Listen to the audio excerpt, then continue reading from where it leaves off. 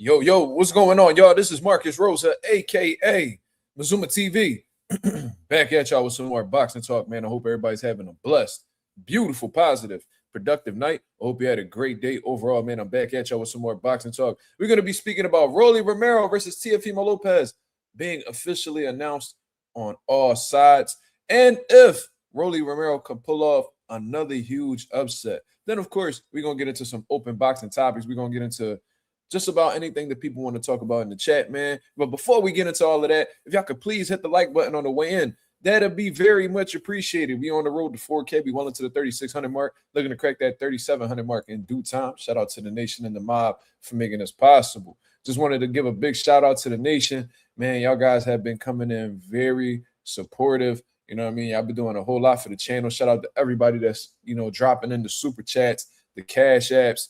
You know what I'm saying? I be seeing that little banner scrolling through here, and I don't think anybody be paying mind to it. People do. So, thank you very much for that. You know what I mean? We got a big fight coming up this Saturday at Let's Be Elite. That is a boxing gym in Northeast Philadelphia.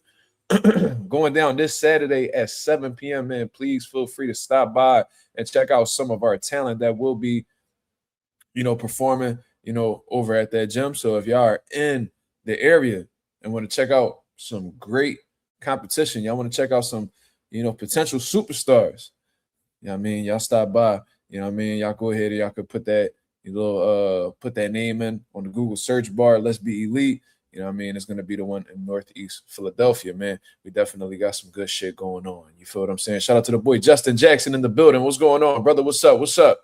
Tricks, what up?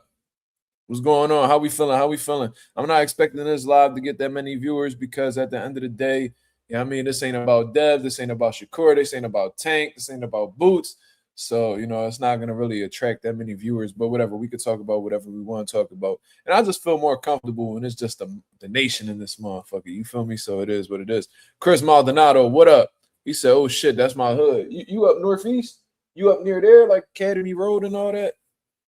That's what's up, bro. You live in a nice little neighborhood then. Up there is nice, man. Shit, peaceful up there. I got an aunt that lived up near Academy Road, but like up Willits Road.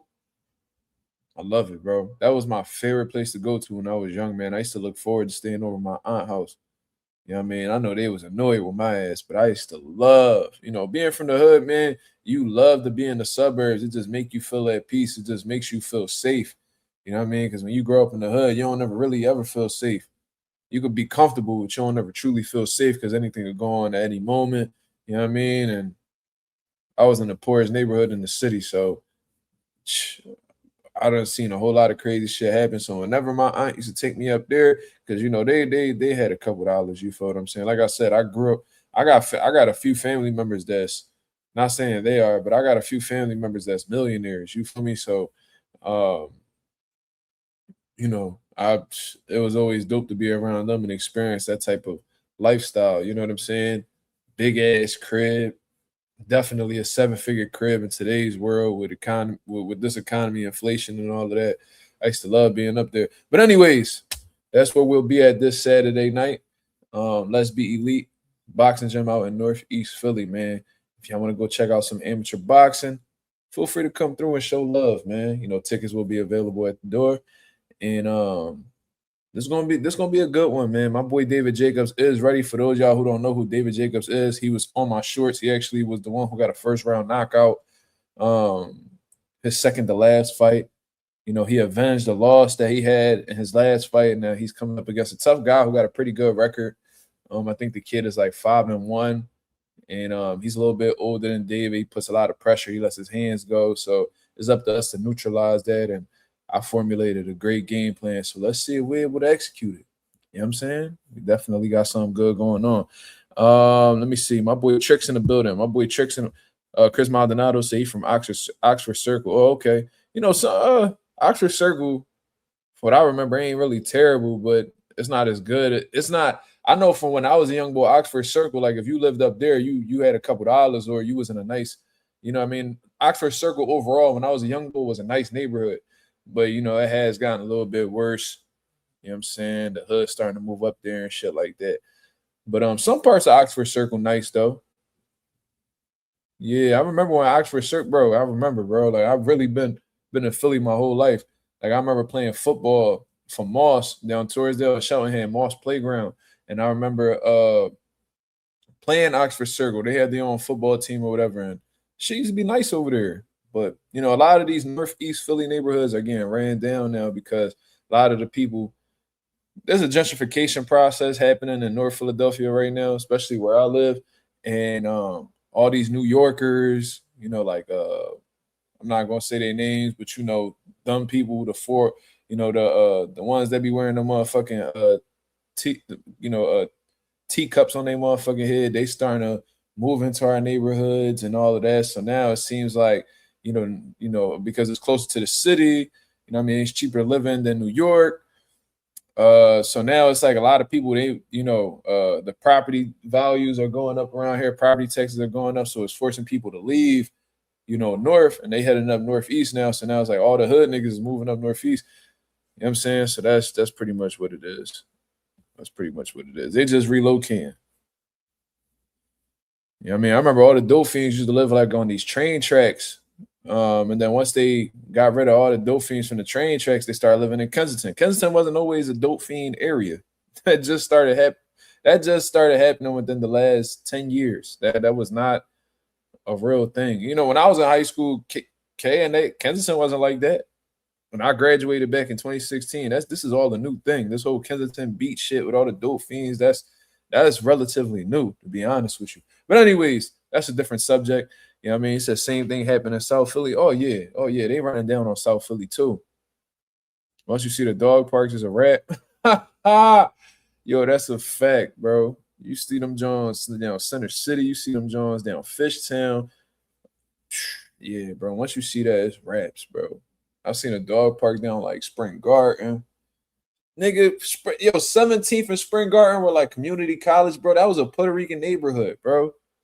We gotta, and the Puerto Rican presence is still there because one of the parks, it was named after Roberto Clemente. They got murals of like the Statue of Liberty with a Puerto Rican flag on the forehead and all that shit. Like that was a Puerto Rican neighborhood. My grandparents lived in that neighborhood, but they gentrified that as well. And I mean, now you got all these upper class niggas living over there now. It is what it is. Let's get into the boxing talk, man. Let's get into the boxing talk. So, shout out to everybody that's remained patient throughout the live. We're going to get into this. I highly doubt y'all motherfuckers care about Philly, especially since y'all not from Philly. So, let's talk about the Rolly Romero and Teofimo Lopez fight. We previously reported on it yesterday because at that point in time, it was just a rumor. You know what I mean? It was just a report that was out by Andreas Hale. Shout out to him. Seems like his sources were correct. And I've seen that Premier Boxing Champions announced it. So as far as I'm concerned, Rolly Romero is a Premier Boxing Champion fighter, a PBC fighter. So they're out there reporting, and there's definitely some truth to it. So shout out to Rolly Romero and Teofimo Lopez for coming together to make this fight happen. This is a huge fight for the sport of boxing, and it's a huge fight for the welterweight division overall. You got the WBA champion and Rolly Romero looking to make his first title defense against Teofimo Lopez, 2-division champion. Got some big wins in his career. Vasil Lomachenko, Richard Comey, you know what I'm saying? Josh Taylor. And he's looking to move up into his 3rd division, with Teofimo Lopez being a 2-division world champion, is looking to conquer a 3rd division or at least win a world title in the 3rd division against Rolly Romero. And this ain't an easy fight for either guy, to be honest with you. Jay said this is not a huge fight. I disagree, brother. I don't think it's a super fight. Like this ain't Mayweather Pacquiao. This ain't Errol Spence, Terrence Crawford. This fight doesn't hold that type of significance. However, these are this is a big fight for the sport of boxing. You know what I'm saying? Like Rolly Romero is a name, despite how you want to cut it, slice it, dice it, weigh it. Rolly Romero is a name in the sport of boxing, and he is a current world champion. You got Teofimo Lopez, a name in the sport of boxing. You know what I mean? As a former world champion. These are both two guys that the boxing world knows, and they're facing off against each other while they're still young, still in their prime. You know what I mean? They going off and they facing against each other. So, like I said, I think this is a big fight for the sport of boxing. And I think that this is a big fight for the welterweight division. You know what I'm saying? Can Teofimo Lopez become a 3-division world champion with Rolly Romero coming off of the biggest win of his career against Ryan Garcia? And I seen people going out of their way. I ain't gonna mention his name or nothing like that. I don't want him to feel like, it's disrespect or anything like that. But I was checking out a live earlier today, And I seen people discrediting Rolly Romero for his victory over Ryan Garcia. I was like, what? Oh man, but he beat Ryan Garcia. We like not like trying to downplay Rolly Romero's the biggest win of his career. I said, how could we do that when everybody was doubting Rolly Romero? When nobody gave Rolly Romero a chance to win besides Mazuma TV and the nation. Nobody gave Rolly Romero a chance to win. Everybody said he was going to get knocked out brutally, and all he does is get hit with left hooks. Ryan Garcia is going to knock him out, blah blah blah. And I'm like, no, that's a winnable fight for Rolly. Like, I think I actually picking Rolly to win. Everybody's like, oh, Mark, you don't know what the fuck. I still got the screenshots. Oh man, how could you be a coach and say something like this? Do you really even know boxing? Attacking my credibility, attacking my career path. My I was like, God damn. And then Rolly Romero wins. Guess what? All them channels just disappeared. You know what I'm saying? But listen, yeah, Agent 86 didn't give Rolly a chance either. And listen, that was completely like justified. I just seen something in Ryan Garcia that a lot of people didn't really see yet. So, you know what I mean? I feel like I was just ahead of the curve when it came to, understanding who Ryan Garcia is. To me, he's a coward. His confidence is fake. And he doesn't have real heart. Whenever shit gets real in there, Ryan Garcia does not have heart. He does not show heart. Every moment that he faces adversity, he crumbles. With Gervonta Davis, he crumbled. With Devin Haney, he took performance enhancement drugs because he didn't believe in his abilities to beat Devin Haney naturally. Once Rolly Romero hit him with a clean shot, we seen him lay a fucking egg in front of time, like in the middle of Times Square, seeing the nigga lay an egg. We know Ryan don't got no heart. Talented, yes. God gifted abilities, yes. But the heart not in tune with the abilities, man. You feel what I'm saying? And, there's a few other reasons why I don't like Ryan. I'm not going to really get into it. This shit not even about him, to be honest. But I just found it crazy that people were discrediting Rolly Romero's win over Ryan like he hasn't did anything. And I'm like, yo, first of all, Rolly Romero has won two. He's gotten 2 world titles. You know what I mean? Niggas saying 3. I don't count regular titles. So at 35, to me, he wasn't considered any legit champion. But at 140, he had a world title. At 147, he has a world title. Regardless of how the way he got it, he got it. So you got to put respect on his name for putting himself in position to get those straps. You know what I mean? How many people could say that they're a 2-division world champion? You know what I'm saying? Teofimo Lopez is a 2-division world champion. So we got two division world champions going up against each other while they still got something left. You know what I'm saying? Teofimo Lopez is right in the next chapter of his career right now, just trying to see exactly where he could go at 147. Rolly Romero is trying to justify himself as a champion with this being his first title defense, looking after all the big fights. You know what I mean? Because that's what it seems like Rolly targets at this point. He's going after the big fights, or at least has attempted to make the big fights happen. He fought Gervonta Davis, early on in his career. He fought Isaac Cruz. He fought Ryan Garcia. He attempted to fight Devin Haney. Whatever happened with that happened. He tried to fight Manny Pacquiao. That fell through. He tried to fight Rolly Romero. He tried to fight Mario Barrios. That didn't happen. He tried to do a rematch with Ryan Garcia. Ryan Garcia didn't want any smoke, and neither did Oscar De La Hoya. That's out there. Like, we've seen it with our own eyes. So, he was avoiding the Giasov and all of that stuff. But I ain't gonna lie, I would rather see him fight Teofimo Lopez than a Giasov anyway. Giasov just came off of a loss against Jack Catterall, so that fight's completely out of the picture. And even, a lot of respect to Jack Catterall, I'd rather watch Rolly fight Teo than Catterall any day. That's just me. You feel what I'm saying? So I love the fight between these two guys right here, man. This is definitely going to be a unique type of build-up between these two. Both of these guys definitely be having their little moments. Rolly Romero be having his little episodes and shit like that of showing that he on the motherfucking spectrum. Teofimo Lopez be out here moving like a schizophrenic, something definitely off with his state of mind as well. You know what I mean? One day Teofimo Lopez is a fucking a b-boy, dancing and shit, like one of those New York Puerto Ricans and shit. The next thing you know, this nigga's a philosopher. The next thing you know, he's a fucking a Honduran white supremacist. You know what I'm saying? Like, I don't be knowing the next day he hate black people. Listen, I don't know what be going on. Then, Teofimo Lopez twerking somewhere. Like, Tio's a weirdo. Tio's definitely a weirdo. So this definitely gonna be a funny little build up. You know what I'm saying? It's the battle of the battle of the Esau students. This the battle of the special ed. This gonna be this motherfucking special ed survivor series out this motherfucker, man. This shit definitely gonna have a little bit of that. This gonna be the Tism tour of this motherfucker. That's what they need to name this fight. You know what I mean? This the Tism tour. You know, the battle of the fucking look. Jay, they said battle of the short buses. Oh man. Oh man. He did it right there. But no, all jokes aside, man, you know what I mean? This definitely going to be a good build up between the two. These guys actually got history. At one point in time, they were actually good friends. You know what I mean? They got along really well. You know, there's multiple videos that y'all can find online from a few years back where, they had a good dynamic. You know what I mean? They on live talking together, and, you know what I mean? They was in the gym training together, and, they were pretty, I'm going to say they were pretty close. They definitely shared some type of, there was definitely a little bromance going on, but as time went on and, these guys elevated in their career and actually became champions, I think they started to view each other as foes, or at least Teofimo Lopez did, because he was actually the one that I seen fire the first shot at Rolly Romero. You know what I mean? I think Rolly Romero was a little bit disappointed at how the way Teofimo Lopez disrespected him, at least on the internet. So then Rolly Romero came out with an interview where he said he stopped Teofimo Lopez from unaliving himself, and looked like shit got a bit personal from there. Rolly Romero has went on to become like this newly found devout Christian. So now he has like a different approach. He has a different mentality. Says he forgives Teofimo Lopez and shit like that. But we all know that their friendship obviously isn't the same.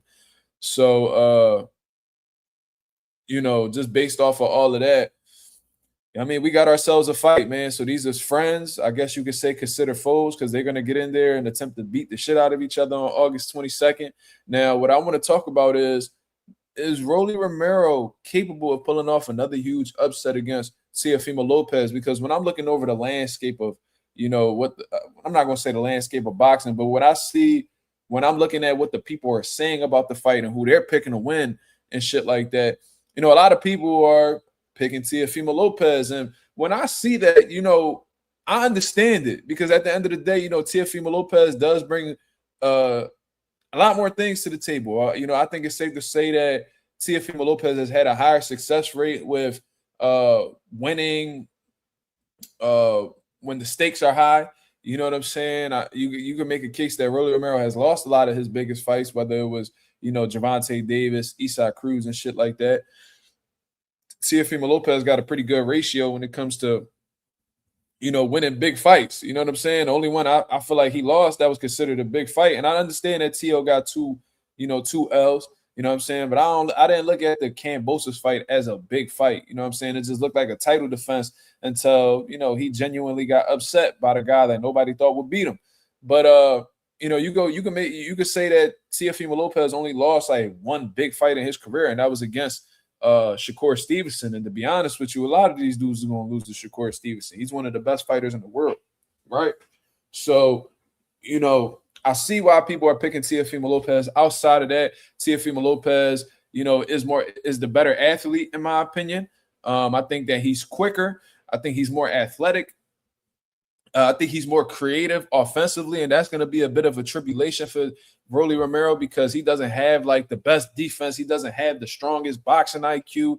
I don't know Rolly to be somebody who makes adjustments really well in the ring. I just think that if Rolly Romero has your card, he's going to expose it. And if he doesn't, then ultimately he's going to get exposed. I don't know Rolly for making adjustments. You know what I'm saying? I see that he's getting better, training with Ismail Salas and stuff like that. So, he's learning how to slow things down and use his brain a bit more.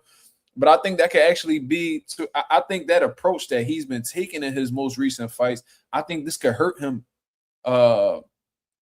with somebody like Teofimo Lopez. I think the moment that he tries to slow things down, and just tries to box Teo and shit like that, I think that's when things go left, because that's going to get Teo very comfortable. You know what I mean? He's going to start doing his thing, start being flashy, showcasing speed and good counters. Tio has phenomenal timing as well. He can catch Rolly coming in with some type of shots. And, Tio hasn't been able to get knockouts at 140 pounds. So who's to say that he's going to have crazy power at 147? But at the same time, Rolly Romero, since getting knocked out by Gervonta Davis, is a bit more cautious now. You know what I mean? A lot of people classify him as being chinny. I just felt like he got hit by some hard-hitting motherfuckers like Gervonta Davis. That's a hard-hitting motherfucker. I think that Pitbull Cruz is a hard-hitting motherfucker. I think Ismael Barroso, regardless of whether the motherfucker old or not, I think that's a hard-hitting motherfucker. So, you know what I mean? I don't think that Rolly's like the most chinniest dude or whatever the case is. But, his chin can get cracked. So there is a possibility that T.O. may be able to hurt Rolly. You know what I'm saying? And when we looking at them old sparring sessions, despite them being years old and both guys being much better since then, we've seen T.O. actually get the better of Rolly Romero, look like he was hurting Rolly Romero and shit like that. So, it's not a far gone conclusion that T.O. could hurt Rolly or possibly even stop him. Do I think that's what's going to happen so far? Not at all. I think that at 147, I think that Teofimo Lopez is gonna be at a serious disadvantage, especially when it comes to somebody like Rolly Romero. I think Rolly Romero is significantly bigger than Teofimo Lopez, and I think that he needs to use that as a strength going into this fight if he wants the highest probability of winning. My boy Anonymous in the building. Shout out to my brother Anonymous. He said, I just think the physicality at 147 going to play a part. Tio's a small dude, and this seems to be Rolly's best weight. And that's exactly what I was going to get into. So I'm glad that you shared that comment right there, brother, because one thing I want to say is that, like I was just saying previously, I think that Rolly Romero is a significantly bigger dude. You know what I mean? I think Rolly had no choice but to move up to 147, and I feel like Teofimo Lopez voluntarily moved up to 147. It's a difference. You know what I mean? You got one guy that's just moving up just for the challenge, just for the competition, just to get a new landscape to look at, which is Teofimo Lopez. And I think Rolly Romero moved up because, getting down to 140 pounds, getting down to 135 pounds was having a horrible effect on his career. And I think that dictated a lot of his outcomes. I think that I personally believe, and this may age terribly, I don't know. I think those weight cuts is what affected his punch resistance. You know what I'm saying? Because when you are getting down to a certain weight and you feel so weak, you don't feel strong, you just don't feel sturdy, your punch resistance can go down the drain, especially when you're leaving a lot of fight in the gym as a result of those massive weight cuts. I think that may have played a strong role in his punch resistance. I didn't see him get hurt by Ryan Garcia. Granted, Ryan Garcia didn't really let his hands go, but there was some moments where Ryan landed some shots, and I didn't see Rolly get discouraged, wobbled, dropped, buckled, buzzed, none of that. So maybe Rolly Romero punch resistance is in a lot better place due to being at 147 pounds.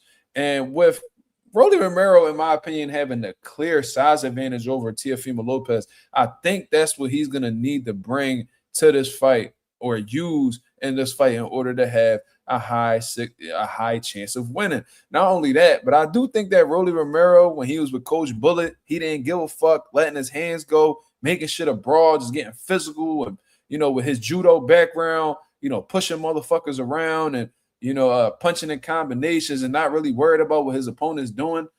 I think Rolly Romero needs to tap into that mentality, man.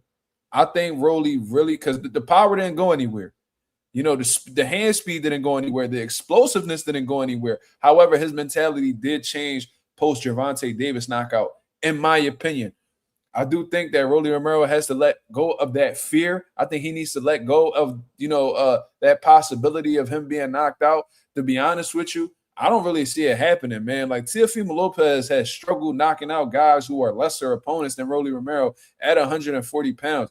His punching power changed drastically, in my opinion, between 135 to 140 pounds. So imagine when you're not even a fully acclimated 47, how is your power going to transition putting on an additional 7 pounds when you just put on 5 pounds recently and it had a dramatic change in your punching ability? So imagine how much less power you're going to have at 147 pounds when these dudes are boiling down from 175, 180 pounds. Teofimo Lopez nowadays, motherfucker look like he walk around at 147, 150, or some bullshit like that. If I had to really guess what Teofimo Lopez walks around at right now, like today, because it looked like he just been staying in shape these last couple years, probably 155, which is only an 8-pound difference from 147. That's what I'm willing to bet that he gets in around. You know, T.O. just always looks small. He's just a small dude. Like, we seen Shakur Stevenson move up to 140 and look bigger than him. You know what I'm saying? My boy Coffee plant in the building. What's going on, Coffee? What up? Sean Terrence, what up? Bro said like 152. Probably, because I remember one time Rolly was like, oh, I'm 150. I remember T.O. was like, oh, I'm 154 right now. Like, this was like the very beginning of like one of his fights being announced. I'm like, damn, this motherfucker ain't putting on no weight. Now, we know what Rolly put on. Like, Rolly done showed himself on the scale 180, 185, and still be looking solid. Don't be looking fat. None of that. You don't really see Rolly looking fat. He's just somebody who carries weight very well. You know what I mean? And yeah, I think that if Rolly Romero taps into his old self, man, the one that was with Coach Bullet, you know, the undefeated Rolly that was going around beating up on everybody, the reason why he got signed to Mayweather Promotions, beating up all these sparring partners, whooping on Hitchens' ass, and, you know, giving Ryan Garcia smoke in the gym. And, you know, Rolly used to punch on everybody at Mayweather Boxing Club. That's what I heard. So that's why he ultimately ended up getting an opportunity, not even really having an amateur background and coming from judo. You know what I'm saying? So I think Rolly needs to tap into his old self, man. I think he needs to get physical with Teofimo Lopez, because we seen guys do it and have some type of success. Like we seen Steve Claggett. Like, Steve Claggett, you know, is he like the biggest name? Absolutely not. Is he an elite level fighter? Absolutely not. However, I did see some moments in that fight with Teofimo Lopez where Steve Claggett was successfully able to keep Teofimo Lopez on the ropes, put pressure on him, land good shots on Teofimo Lopez, and break his face up drastically. Now, this is what a lot of people don't take into consideration when it comes to Teofimo Lopez. T.O.'s face does not hold up the punishment well. His nose gets swelled up all crazy. Like Mario Barrios, nose gets swelled up all crazy. You know, the skin underneath, you know, above his eyes and below his eyes, they seem to get cut very easy as well. His face gets all black and blue, bloody. You know what I'm saying? So who's this, like, how is this like a far gone conclusion that, you know, Rolly Romero can't put the hands on Teofimo Lopez and break him up? You know what I'm saying? That, you know, one bad cut can have a huge effect on the fight. We've seen it happen in previous fights before. They said he looked like, hey, Arnold after his fights. He definitely be swelled up, Naja. That's a fact. He breaks up very easy. And Rolly Romero has speed, he has power, he has explosiveness. And if Teofimo Lopez isn't, you know, prepared or, you know, not on point with his defense, because lately we haven't seen that elusive Teofimo Lopez. We've seen T.O., you know, getting hit clean. We've seen him getting out boxed. We've seen a little bit of everything with T.O., you know what I mean? But, you know, he's there to be hit.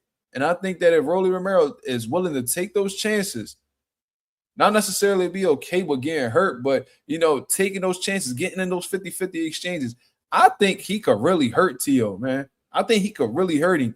I think the moment that Rolly falls back, you know, lets off of the gas and just allows T.O. to be first and, you know, just trying to play catch up with the man, he's going to get out boxed. However, if Rolly says, fuck this boxing shit, let's make this a motherfucking war, and he goes ahead and he bangs with Teofimo Lopez, he could beat him. He could beat him. And I'm telling y'all this shit right now. If Rolly goes ahead and he beats Teofimo Lopez, you are talking about somebody who had little to no amateur experience, was never mentioned with the Four Kings or anything like that. If you got to win over Ryan and Teofimo Lopez, we're going to start having a different conversation about Rolly Romero, man. I'm telling you. We're going to start having a different conversation about Rolly Romero. Y'all motherfuckers going to have to put some respect on his name. I feel like y'all should have put respect on his name after the Ryan fight. Because as much as y'all downplayed Rolly and act like he wasn't shit and act like he was easy work for Ryan, he made that shit look super easy. So if he goes ahead and he capitalizes off of this moment and he beats TO2, Motherfuckers is going niggas gonna have to send Rolly a nice little apology letter. That's for sure. My boy Tricks in the builder said, if Rolly comes to box and uses jab like he did against Ryan, can that patient approach work against Tio? Kind of taking a page from Shakur's book. Absolutely not, Tricks. That'd be one of the dumbest things that Rolly Romero could do. Because for one, he can't take a page out of Shakur Stevenson's book because he's not skilled like Shakur Stevenson. You know what I mean? That's like the equivalent of somebody who's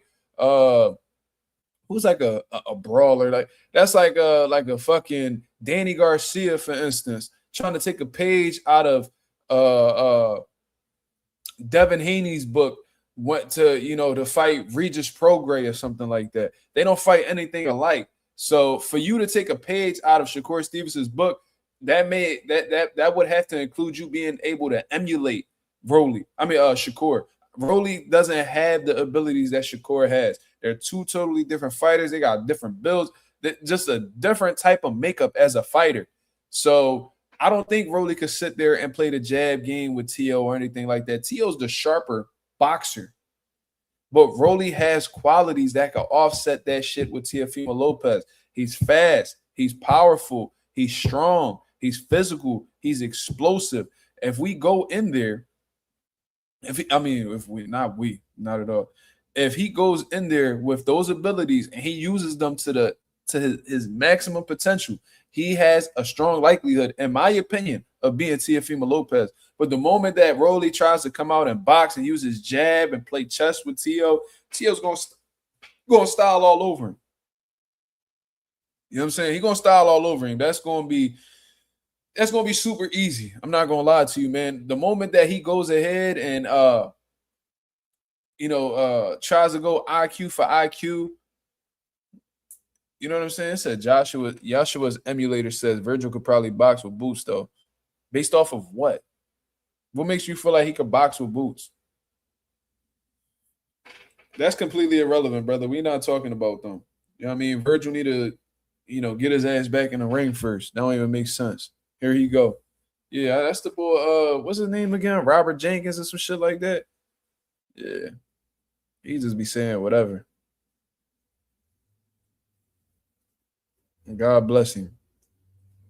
But anyways, like I was saying, that's like if Billy go in there and try to box with Canelo. Yeah, that'd be the dumbest shit in the world. You know what I mean? Like y'all clearly have y'all advantages. It's clear what y'all advantages are. Why don't you just use them? Because that's what's gonna help you get the victory at the end of the day. The moment that you step outside of yourself and what you do best to try to prove something to somebody or prove something to the boxing world, bro, that's idiot shit to me. You know what I'm saying? Like that's very dumb. You feel me? So yeah, man. I don't think, to answer your question, Tricks, I don't see Rolly I don't see him being successful trying to box with Tio. Tio's the better boxer. You know what I'm saying? And he's the better overall athlete, in my opinion. You know what I mean? That could cause him to get away with a lot of things. Tio's slick. Not necessarily slick like defensively, but he can be creative offensively, and that could be a huge problem for Rolly, because that will mean that Tio has a level of unpredictability. He may throw some shit that Rolly doesn't expect, and he could get hit with cleaner, more effective shots and lose rounds as a result of that. And one thing about Teofimo Lopez is he comes in great shape for being an asthmatic or a former asthmatic. I don't know what the status is with Tio, but I remember he was hooked up to like asthma machines and shit like that. He has some great conditioning, man. He has some great conditioning. Even in the Kambosos fight, he threw hard punches for 12 straight rounds and damn near got Kambosos out of there late in the fight. So Teofimo Lopez has superb conditioning, in my opinion. And Rolly Romero does too. You don't really see Rolly really get tired in there. So that this is a good matchup, man. I think this is a slept on fight. I think a lot more people should be talking about this. I think more people should be hype about this. There's people that's like, you can tell they're interested, but they're not really like head over heels with it. I'm not gonna say I am either, but one thing about me, I'm really good at understanding different styles in boxing. These two styles that's about to clash August 22nd. That's gonna be a good style matchup, man. I'm rooting for Rolly though, man. Tio is more than capable of defeating Rolly. Let's not get that confused at all. You know what I'm saying? But I do think that based off of the style matchup and what they bring to the table, I'm telling y'all right now, it is currently July 7th, 11:37 p.m. July 7th. I'm in Philadelphia, PA. My name is Marcus Rosa. If Rolly Romero uses the gifts that God gave him, his physicality, his power, his strength, his explosiveness, his hand speed, his aggression. If he uses those qualities against Teofimo Lopez, he could overwhelm Teofimo Lopez. He could have, Teofimo Lopez on the defense, and he could get into some 50-50 exchanges with Tio, because Tio definitely going to fight you back, and he can clip Teofimo Lopez. I'm telling you something good right now, man. You know what I mean? It's definitely not going to be a situation, though, that if he clips Tio just going to be like Ryan and have, be in survival mode. No, the Tio going to fight you. So, you know what I'm saying? So that's what it is, man. I really feel like that's a great style matchup. And I think, this a 50-50 to me.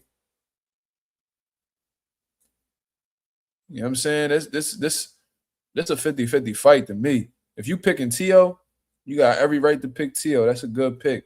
But if you picking Rolly, I'm not upset with that neither.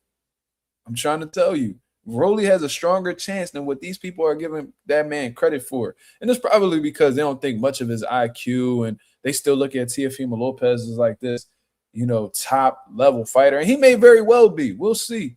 But Teofimo Lopez, just like everybody else in boxing, is beatable. And I think Rolly has all of the key qualities to get the fucking job done. I think he can knock Tio out. That's just me. Does that mean that's what's gonna happen? No, I could be very much wrong, and maybe I'll be on this. Maybe I'll be, on the night of August 22nd, apologizing to Teofimo Lopez, sleeping on his abilities and shit like that. And I might have to go ahead and put that whole video together. However, as of right now, I really feel like Rolly has what it takes to beat Tio. Now, remember I told y'all that. There's 31 people in the building. Remember I told y'all that, man. Just in case I'm right, y'all can come back and be like, yo, Mazuma TV, that motherfucker was telling the truth. I'm telling you, all it takes is for Rolly to have a certain mindset. If Rolly turns that old Rolly switch on, when he was at 135, when he was giving everybody fucking hell, when he was running down on everybody, beating everybody up, and getting in exchanges and being physical, throwing motherfuckers down. And what was that one guy he beat the shit out of? It was the dude that man, if Rolly taps in, let me find that opponent's name. No disrespect to the brother, but goddamn, Rolly whooped the shit out of him. If Rolly Romero has the same approach that he had with Anthony Yiggett, oh my God. Tio gonna have a shit ton on his hands, man. He gonna have a shit ton on his hands. Yeah, it was the Anthony Yiggett fight. Yup. If he taps into that, Rolly, niggas is in trouble, man. I'm telling you, niggas gonna be in some serious trouble. Tio gonna have to really fight that man. He gonna have to really fight Rolly up off him. That's what he gonna have to do. I think Rolly needs to come to the realization, yo, I cannot box with Tio. I am not cut from that cloth. That is not my strong suit. But I have this. I have A, B, C, D, and E.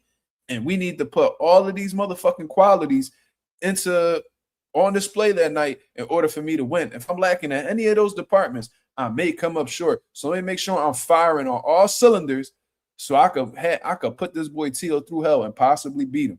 I think he could really do that. Like I said, he has the size advantage, right? He has strength, he has power, he has hand speed, he has explosiveness. You know what I'm saying? Rolly actually has some solid counters too. Like that knockdown Ryan Garcia, that was a counter. You feel what I'm saying? But I do think Tio is a much better counterpuncher than Rolly. I think Tio is a phenomenal counterpuncher. I think really that's his strongest ability outside of being athletic and having good reflexes and shit like that. I think his counterpunching ability, his timing is A1. That's what I've always said about Teofimo Lopez. Shakur took all of that shit away from him just with controlling distance and shit like that, had him falling over and running into counters and shit like that. But Rolly Romero's not capable of taking that approach. So Rolly's gonna have to make this a fight. You know what I'm saying? Can we yeah, we definitely gotta get the likes of. If Coffee saying that, that means the likes is shorter than leprechauns, man. We gotta get that up here. We gotta get that up here, man. Shout out to the boy Coffee Plant, though. I ain't see you in a minute, brother. I hope everything's well with you. If Teofimo Lopez beats Rolly, though, how good is George Kambosos? Well, Tricks, Kambosos didn't turn out to be so good, anyway. You know what I'm saying? Did we see have we seen Kambosos since the Teofimo Lopez fight? I just think that Kambosos won the psychological games with Teofimo Lopez. I think Teofimo Lopez fell victim to his own mind in that fight. I think that Kambosos got in his head. I think the fame done got to his head. I think that Lomachenko went got to his head. He had family issues going on. No excuses, but these things. We just heard Stephen Fulton the other day. I couldn't hear my girlfriend's voice in the crowd, so that really fucked with me, and that's why I got beat up by Oshaki. Look, man, these girls be getting to these niggas. So obviously, Tio had that situation with his family not liking his wife, and this is all public info. I ain't being a chatty patty, but I think Tio had a lot of shit going on at one point. And when Kambosos went ahead and said the worst thing that ever happened to you was these belts, I think that seriously had an effect on Teofimo Lopez's mentality. And I think that's what got him out of character and wanted to prove to Kambosos that, he was on a different level. He kept loading up on punches, abandoned his boxing, abandoned his, typical style. And Kambosos took advantage of it, ran him into punches and, outworked him and just got him exactly where he wanted him psychologically. You feel me? So that's just what I think.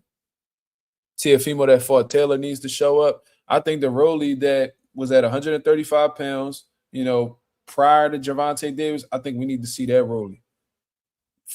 He needs to bring that into the TO fight. If he can make it a tough, physical fight where he just putting hands on TO, punching his arms, punching his shoulders, punching his ribs, and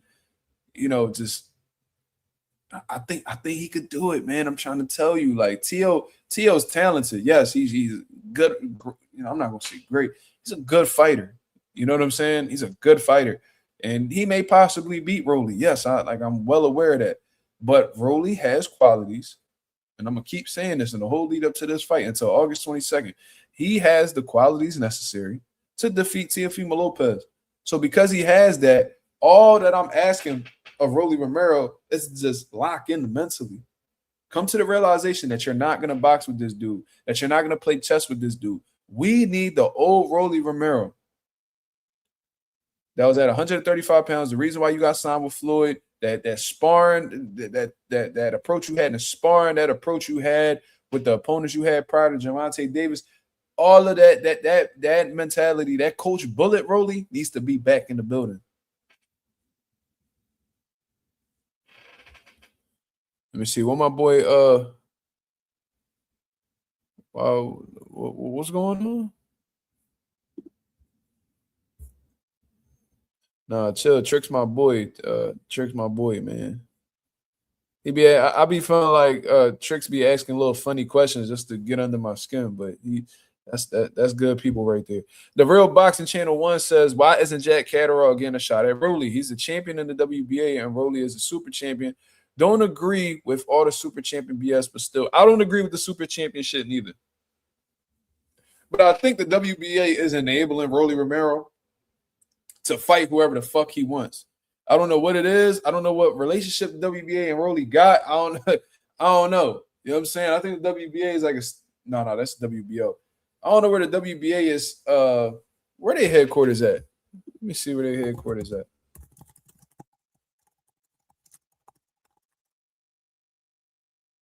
Oh, they in Panama. I know the WBO is Puerto Rico, the WBC is Mexico, the IBF I think is here in the United States somewhere. I was about to say I don't know if they think Rolly Puerto Rican or some shit. No, Rolly Cuban and he black and Cuban. which is black. But no, for real though. I don't know what relationship Rolly and the WBA got, but they get this dude so many passes. So many passes. And the motherfucker just fights whoever he wants to fight, and the WBA just be cool with it. Like, all right, cool. You know what I'm saying? This motherfucker ain't want to fight Gearsov. They did not put no motherfucking gun to his head to make him fight Gearsov. Jack Catterall just beat Gearsov. I don't expect the WBA to enforce Rolly to fight Jack Catterall any fucking way. And from what I heard, the super champions don't have mandatories. That's what I heard. From what I understand, the super champions, I thought that was the whole point of being a super champion, not having a mandatory.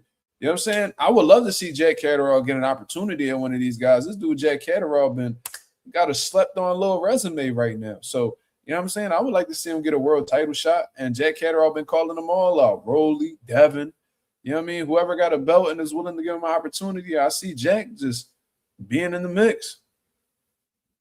This nigga Lorenzo said WBA stand for We Back the Autistic. That's crazy.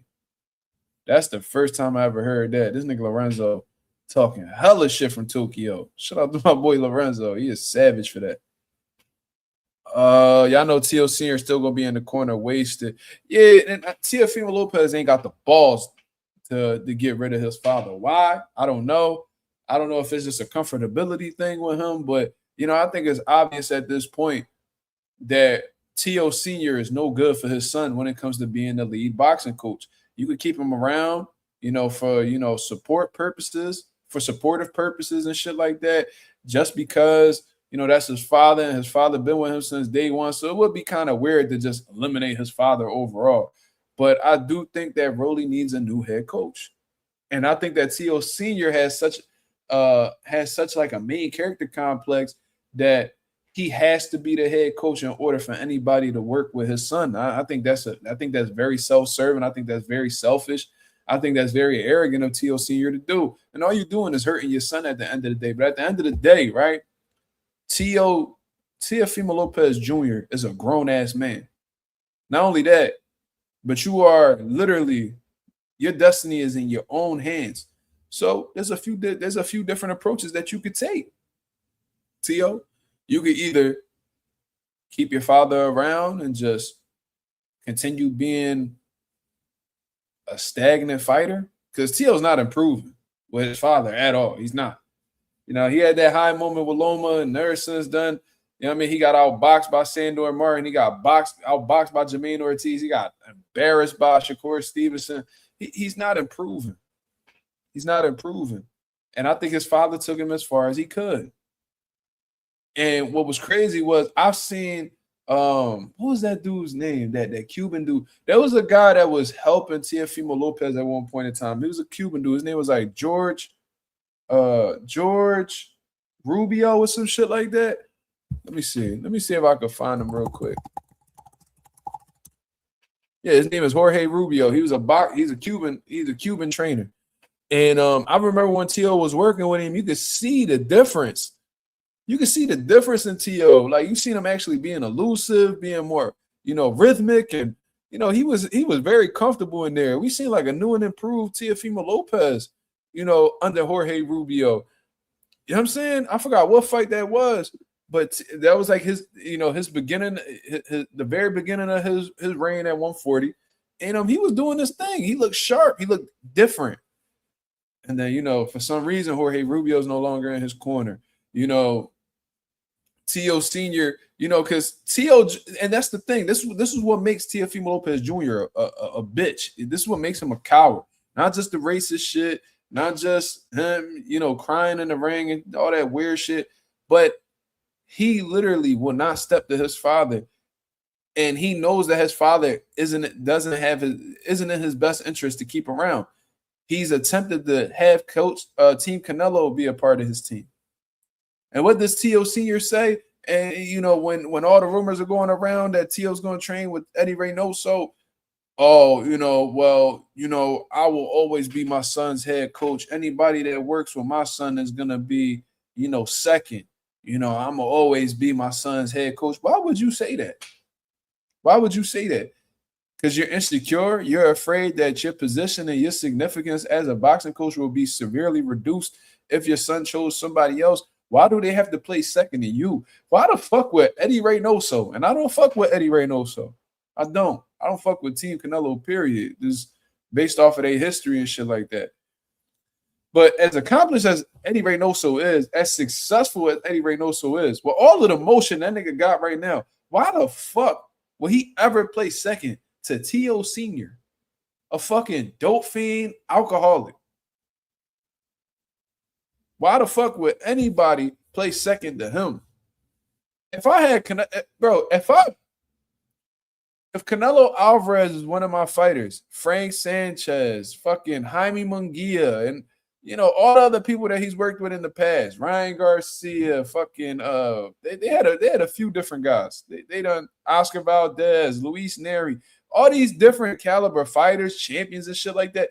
Why the fuck would I ever play second to a dope fiend who only had one fighter and never showed to be able to work with anybody else? Why the fuck would I settle for that? A nigga who had to go around and tell niggas and lie and say that he was undisputed when I actually had an undisputed champion. Why would I do that?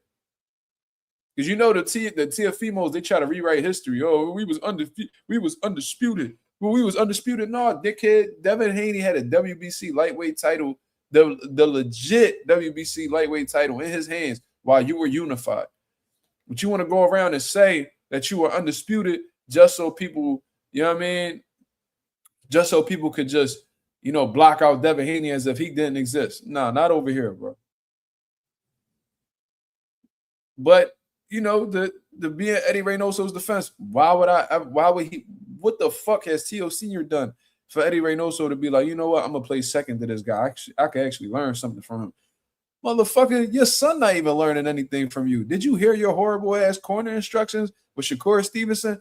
Everybody in the chat put a quote that T.O. Sr. said to his son while he was getting his ass whooped by Shakur Stevenson. I'm going to grab my charger real quick. Put some quotes in the chat, y'all. Put some quotes in the chat, y'all.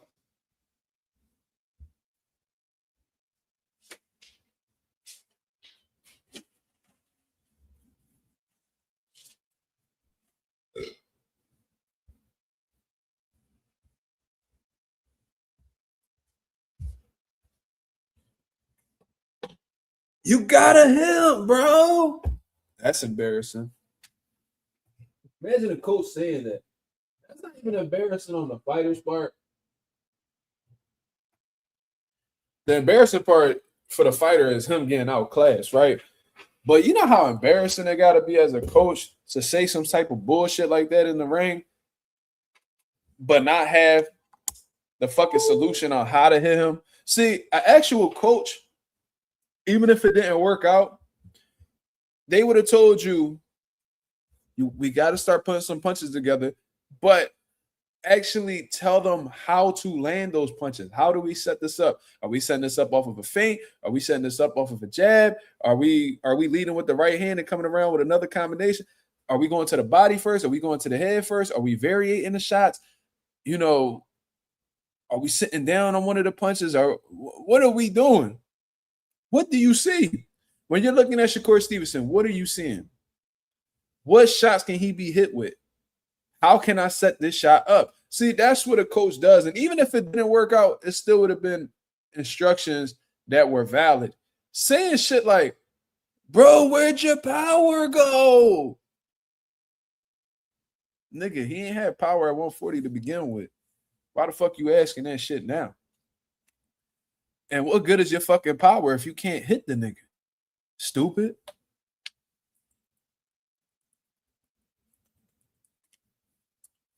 You gotta hit him, bro. He said, you're gonna hate yourself in the morning. I remember that one. That's embarrassing as well. To be honest with you, I don't know how T.O. didn't cut his pop off yet. Maybe he feel like if he let his pop go, his pop will spiral out of control or something. Maybe he worries for his father's well-being if he lets him go. Maybe that's what it is. I don't know.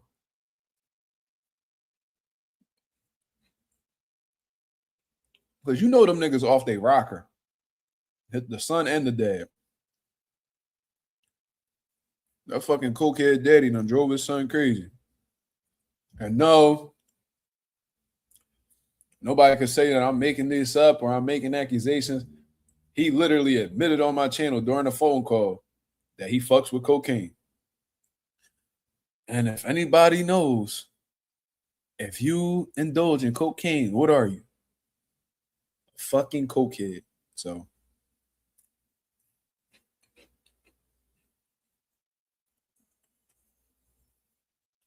can't nobody say I'm capping or none of that shit. I ain't making none of that up. T.O. Senior came on here and said it himself. T.O. said it about his own pop. He's a crack baby because his dad was on drugs while he was being conceived.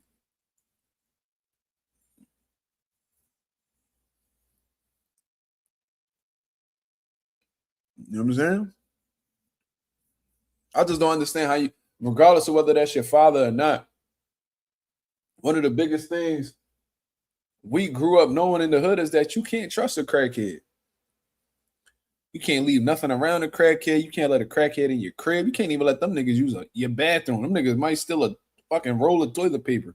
You can't, them niggas might walk out with a Febreze bottle. You can't trust these niggas, man. So you can't trust them to be in your backyard. You can't trust them to be around your family. Nothing. Like, them niggas are steal from you. We had a crackhead helping us put our gym together, which was a huge mistake. But, you know, my dad got a big heart. You know what I'm saying? We had this crackhead bitch helping us out, putting the gym together. This was in the end of 2019 or early 2020. And we had this little, like, a Bluetooth radio that we was playing music on while we was working. Fucking crackhead bitch gonna steal the motherfucking Bluetooth radio. And my dad found it at a corner store. My dad found that shit at a corner store that she sold it to.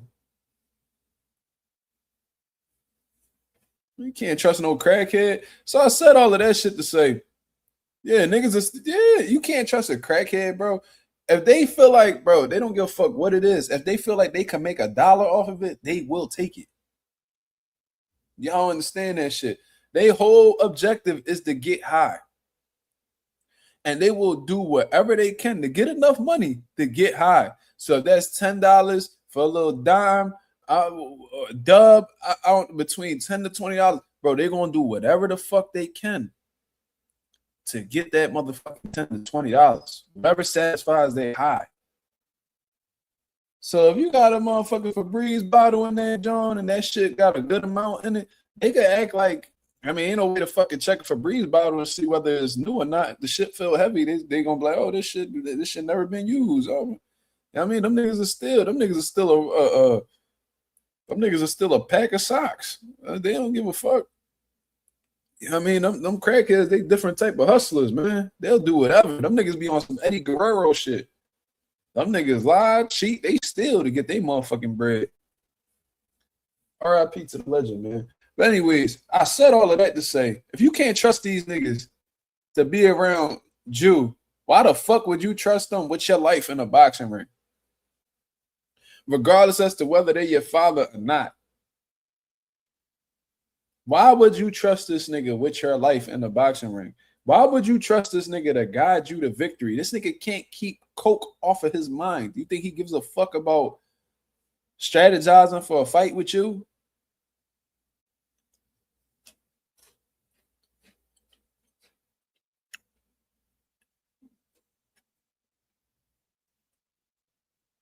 Nigga, I seen a ring cam of a nigga, of a crackhead stealing a rug off of old lady porch.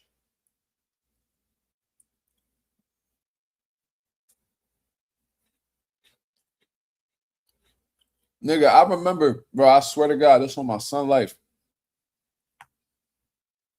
I got a lot of clothes, right? To this day, I still got a shit ton of clothes. I remember I took all these old clothes that I didn't use anymore. Bro, I swear to God, bro, it's the funniest shit in the world. And I had this lady who claimed that she was gonna pick it up and donate it or whatever the case is. Long story short, the bitch was full of shit. She never came to pick the shit up. So I had these trash bags filled with clothes in my fucking living room. Like, yo, this bitch ain't gonna pick it. I'm like, all right, man, fuck it. Nigga, I take the trash, and I shouldn't have did this. I should have donated it. But whatever. I guess I was being a little impatient or whatever. I threw the clothes out as trash. Right? And I had old Pivot Boxing Academy t-shirts in there. On my son life, bro. And mind you, I don't live too far away from my mom. I'm only like a 5-minute drive from my mother's house. I throw the trash bags out there, right? But I noticed, I'm like, damn, it ain't trash day, and the trash bags are gone. I ain't think nothing of it. I kept on with my day.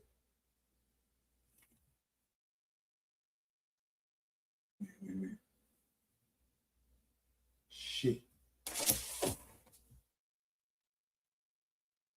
I'm good. I'm good. But anyways, I remember I had a regular day. I was like, I'm gonna go see my mom. So I went to go see my mom and shit. I seen this crackhead bitch walking up the block. On my son life, this bitch had a Pivot Boxing Academy shirt on. And my dad had a custom pivot box. And that's how I knew this bitch got it from my fucking trash, from my trash bags. Nigga, this shit said Mark on the sleeve. That was a custom shirt that my dad made for me. It said Pivot Boxing Academy right here on the chest, and then it had my name on the sleeve. This fucking crackhead bitch walking around with my motherfucking Pivot Boxing Academy shirt on, with my motherfucking name on the sleeve and shit like that. I was like, ain't this about a bitch? I was like, ain't this shit about a bitch? Look like this bitch spent the night. You know, a bitch spend the night. You know what I mean? They start taking your t-shirts and shit. Oh, what the fuck going on? My mom was like, ain't that y'all shirts? I was like, yeah. I said, that's my fucking that's the t-shirt I just threw out last night. Bitch took my motherfucking trash bag. Bitch walking up the block, bro. I swear to God, I call my mom right now and she'd tell you that shit. Nah, what the hell? Look like the bitch spent the night in my crib, walked out with a t-shirt and shit. It smells like you. One of them type joints. The fuck out of here. Mm-hmm. I had everything in there, bro. Jeans, brand new jeans. So I think I even had sneakers in that bitch. Old sneakers. They came up good. I'll never forget. I'm talking back and forth with my mom. She's sitting on the porch. I'm standing on the sidewalk, just talking back and forth with her about life and shit. Turned over, I see the Pivot logo. I'm like, the fuck? And I really look at the shirt. This bitch walking, I see the sleeve. That should say Mark on it. I was like, get the fuck. I just threw that out. Nigga, that was in my closet yesterday. Crazy. Anyways, long story short, man, don't trust no dope fiend with anything that belongs to you. Tio, I don't like you. I don't support you whatsoever. I hope Rolly knock you the fuck out. That's just, you know what I mean? That's just me. But if I was to give you any advice, bro, going into this camp, get your father out the fucking mix, bro. I mean, you need to get you a coach that is truly on. You either need a Cuban coach, you need to go back to Jorge Rubio, to be honest with you. If not, I mean, you can't go with Silas, obviously. That's Rolly coach. But you need somebody who, is gonna be able to take your athleticism to the new next level. Then go train with Roy or some shit. Go train with Roy Jones. He's gonna be able to, you know what I mean, get you right. I don't think you would really be welcome with Philly, so I don't think you could train with Bozy.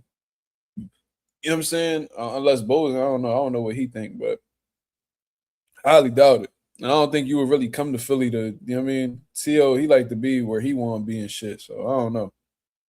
I mean, based off of your style, you either need a black or a Cuban coach. You know what I mean? Not no Derrick James type of coach, with the fundamentals and all. Nah, you need something that you're already too well. You too deep into your career to be Mr. Fundamental now. You need somebody that's gonna be able to you know, maximize the most out of your athleticism, your quickness, your combination punching, and your counter punching ability. You're gonna need somebody who's gonna emphasize that, which you already have. You know what I mean? Trusting your father with your life is not smart. He ain't give a fuck about you from the very beginning. The nigga, you know what I mean? The nigga chose to have a kid and was so inconsiderate that he had you while he was on drugs. You know what I'm saying? Nigga wasn't even considerate enough to be sober before he had you. Nigga, don't give a fuck about you. He brought you into this world probably hooked on drugs.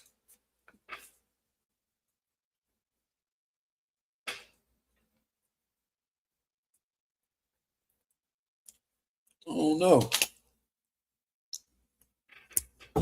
Not Cuban. Rolly coming in Mexican style. He definitely should. But his coach is Cuban, and Rolly is Cuban himself. He said Cuban trainer gonna get T.O. knocked out. You think so?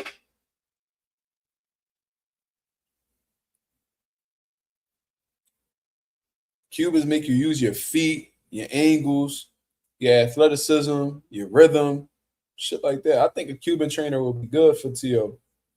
style. Good left hook in the building said Breadman said he would like to train T.O., but that could have been before the racist stuff. Oh, I never heard him say that, but to be real, I haven't heard from Breadman in a while. I should bring him back on the platform. I got to get back on my interview shit, man. I just don't like talking to niggas. That's really what it be. I don't really like talking to niggas, man.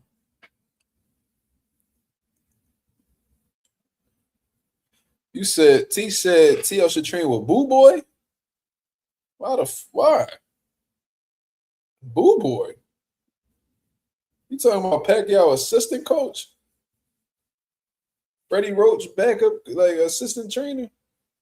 Hell no.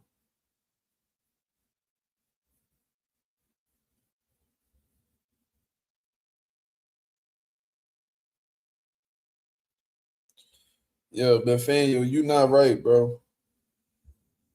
You ain't right. Malik Scott just took a crazy straight. He needs a Malik Scott so he can learn how to dive. What? That's crazy. Nathaniel ain't shit. Good luck, folks. I just watched you and Brad's interview the other day. It was really good. Damn. I don't even remember that, John. I know at that time that was like 2023, so that was like 3 years ago. Yeah. That was like 3 years ago, which is basically when I really started posting videos again. Yeah, I did a few interviews, man. I did a few.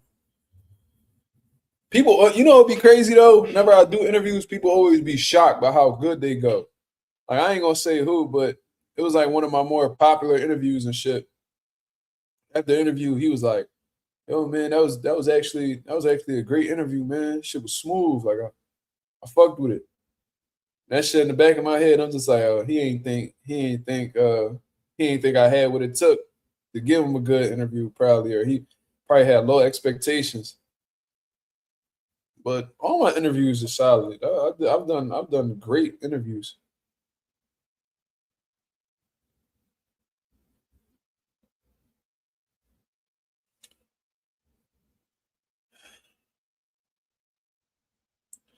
I don't really bullies. I don't really watch the UFC, so I know Connor's fighting Max Holloway. I know Max Holloway's moving up into a new division, and a lot of people concerned about that. But McGregor's coming off of a 5-year layoff. We don't even know if he's the same person. You know what I'm saying? So yeah, I really don't watch it, so I can't really tell you if McGregor gonna get slept or not. But it's a possibility, man. I know one thing I do know is that Max, he like to throw them bitches. He like to rumble. You know what I'm saying? He like to trade. But you know, Connor, and you know, he's sharp. He's calculated. You know what I mean, good counters, precise. He just seemed to be real precise in his prime. So, and I think he beat Max early on in his career. So that's gonna be interesting. It's a rematch, basically. T said Malik Scott is actually a good trainer. He trains Zordo nicely, but Wilder, no, you can't turn him into a boxer. Okay. Yeah, Sarah Ali said thoughts on Shakur going at Greg shit pissed me off, not gonna lie. I mean, listen, bro, they like Shakur, he's standing on his square. He with that brother shit. I think Greg said something about Albert Bell versus Abdullah Mason showed that you could be friends and still fight or some shit like that. And I think Shakur was like, oh man, you lame. Like you lame, nigga. You know what I mean? Like how they brothers when you know Abdullah's 23 and Albert Bell is 33. You know, they 10 years apart. How they brothers? Nigga, you claim Terrence Crawford your big brother, nigga, and y'all got a crazy age gap too. You claim Andre Ward your brother, and that nigga, how old is Andre Ward? The fuck? And you lame. You saying that they brothers and they 10 years apart? Nigga, what are you talking about, bro? Me and my sister's damn near 10 years apart, nigga. What are you talking about, stupid ass? Yeah, Greg spoke facts. These niggas be see like these new niggas, these current generation of fighters, bro. They hate when motherfuckers don't agree with them.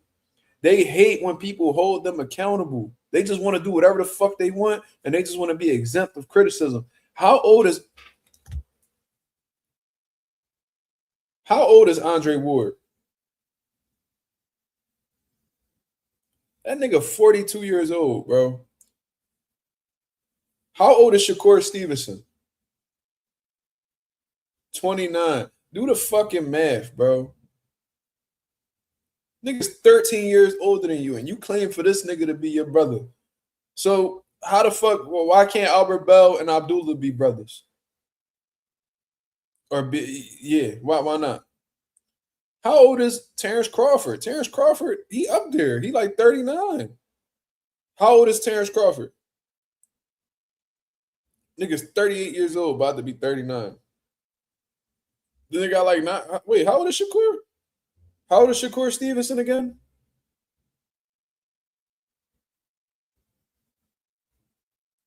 How old is Shakur Stevenson?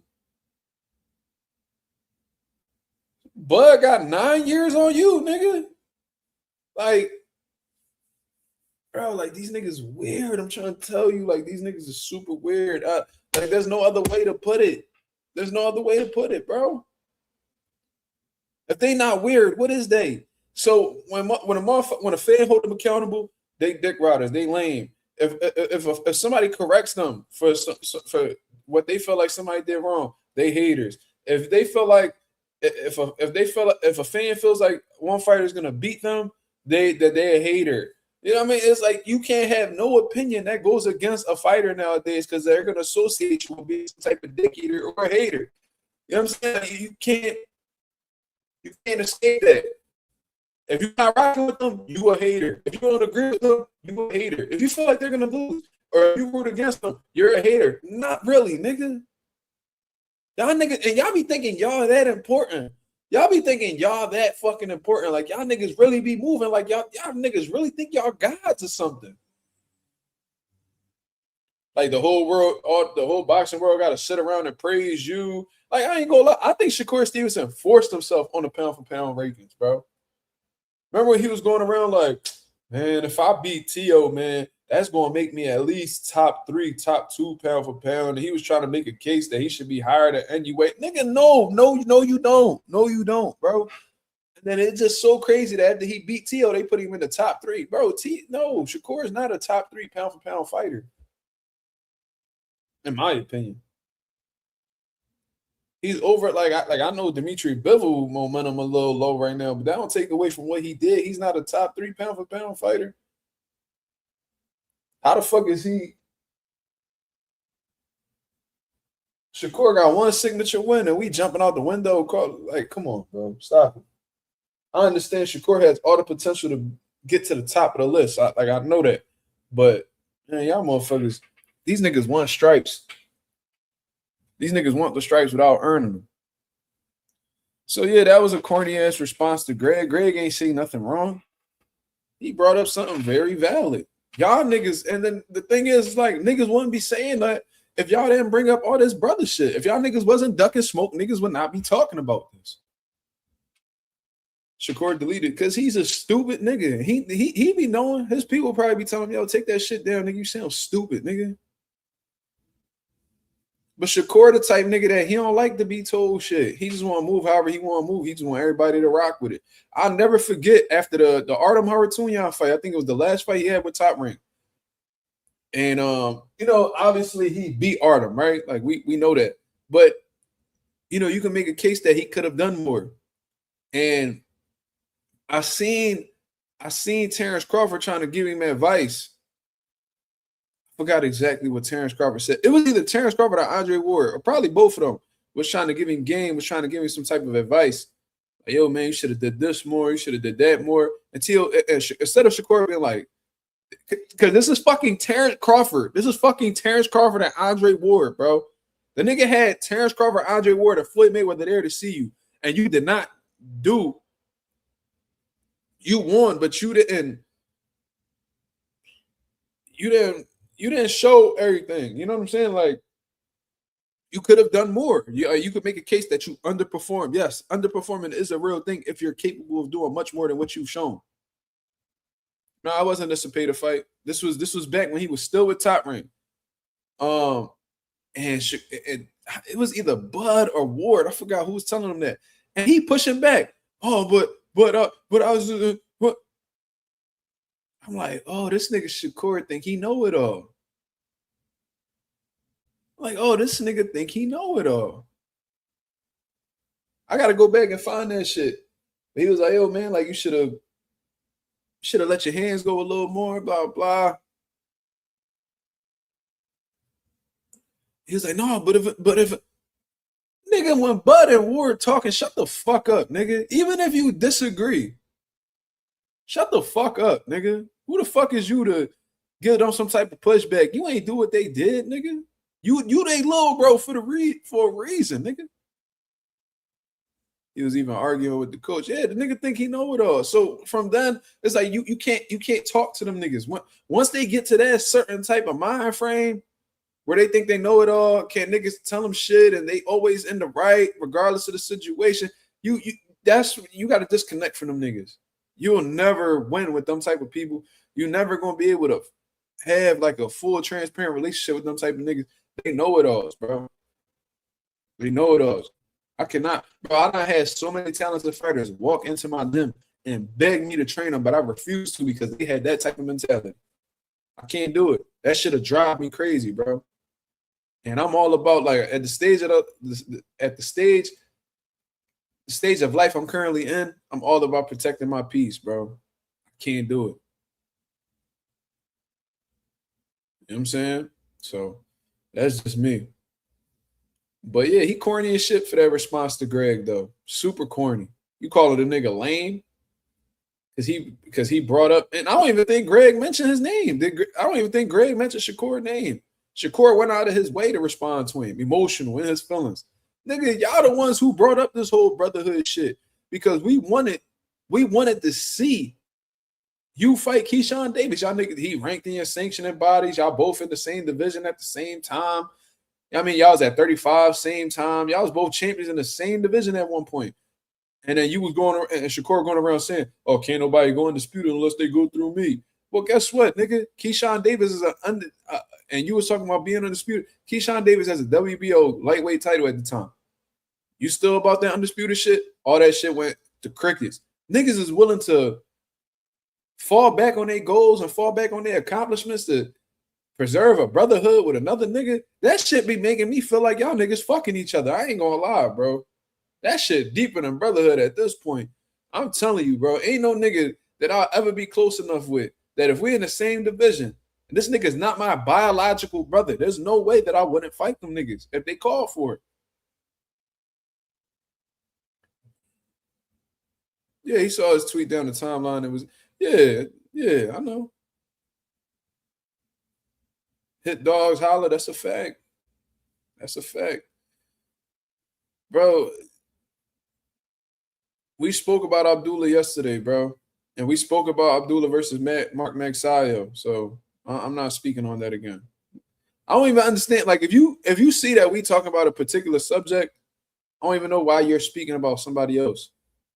You're attempting to throw off the conversation. Abdullah shows Shakur and Keyshawn are some hoes. Facts, bro. Especially Keyshawn. Abdullah really made Keyshawn look like a hoe. And Abdullah didn't even do anything. That's the crazy part. Keyshawn really made himself look like a hoe. Going out of his way to disrespect Abdullah, call him out in front of all these people, talking about, oh, we could fight next. Whole time, you don't even intend on coming back into the division. Then he goes ahead and he takes your belt. Then you call him out again. Oh, get Jay Prince on the phone. Get Jay Prince on the phone. Whole time, you already got a fight lined up with somebody else. Like, bro, Keyshawn's a weirdo, bro. He's a fucking weirdo. Super weird. Yeah, he love his brother with all, bro. Yeah, them niggas. Yeah, they like on some motherfucker. You know how the way Shakur and Keyshawn treat each other. You know how the way Jada Pinkett always talking about Tupac. It's like that, bro. You know how like you can't get Jada to shut the fuck up about Tupac. She just loved Pac. It was a son about Pac. She in a whole marriage with an iconic nigga named Will Smith. But no, that shit ain't enough. She gotta talk about Tupac. That like Keyshawn and Shakur got that Jada Pinkett Tupac love. That shit crazy. Like them niggas will never be separated. And then when you emphasize how much they love each other, they be like, man, y'all niggas being weird. No, y'all niggas being weird. Y'all being weird. That y'all the fucking problem. Fuck is you talking about? Man, y'all niggas, man, why y'all gotta make shit weird, man? Man, why y'all gotta make shit weird? No, why y'all gotta make shit weird? Why don't y'all just fight each other, nigga? The fuck?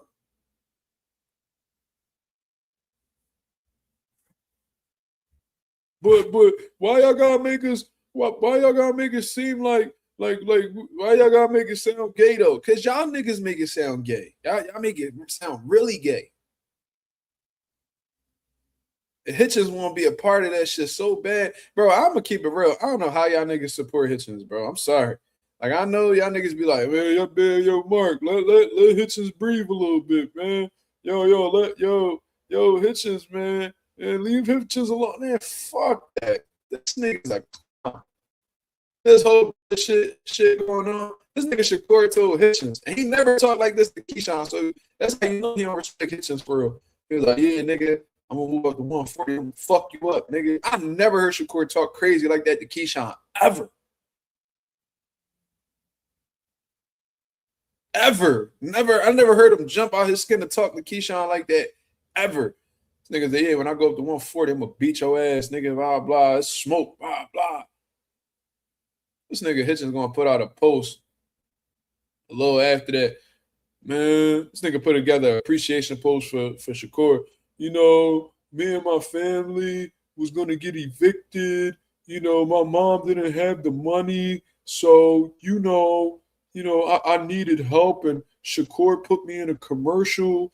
And with the money I got off the commercial, I was able to stop my family from getting evicted. You know, I just love Shakur Stevenson for that. Brody, you're so real, Brody. I love you, brother. Yeah, you're a real guy, brother.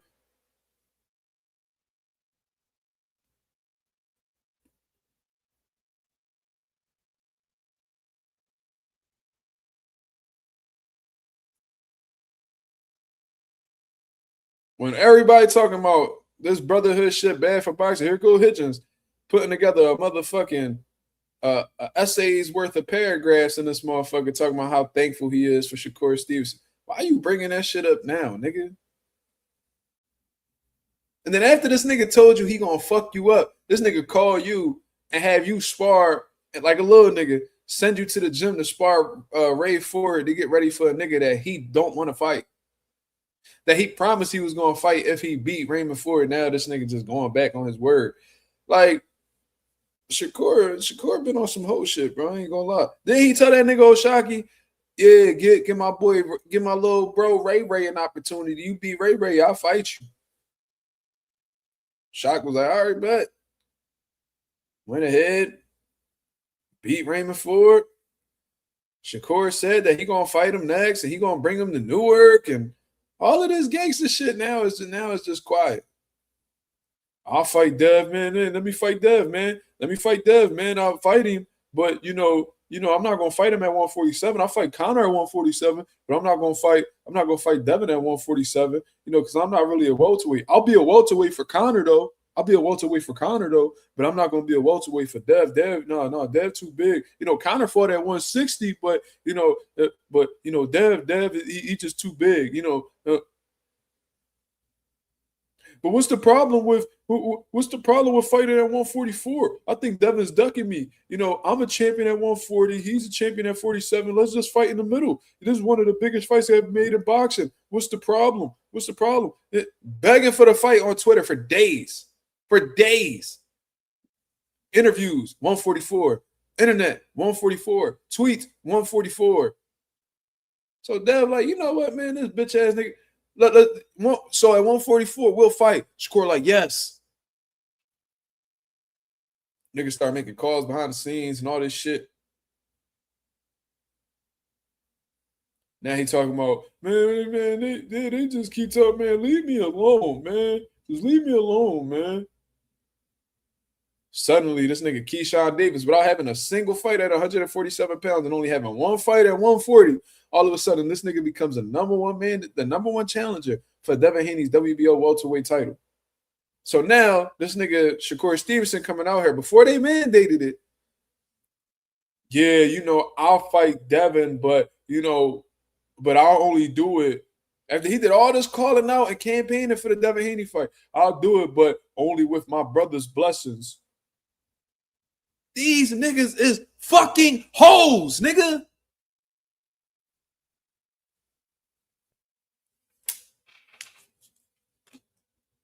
And they know they hoes because somebody else did it and they watched it. They say the same shit. It's just them. So they perceive everything they do, as being real. But if they seen niggas doing the same shit they doing, they would know that they pussy.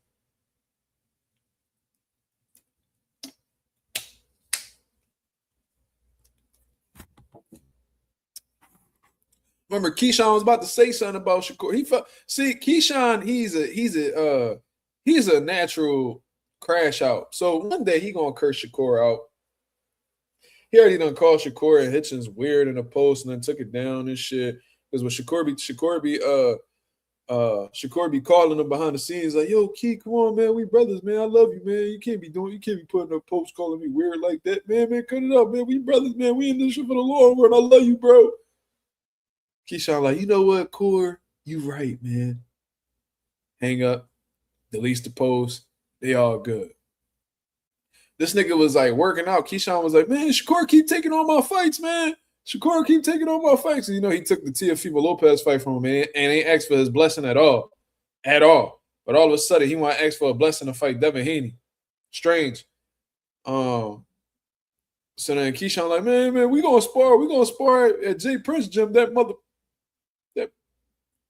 He was like, oh shit, I'm on camera.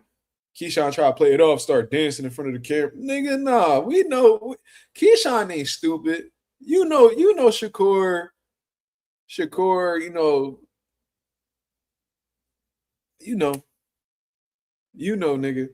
That video around.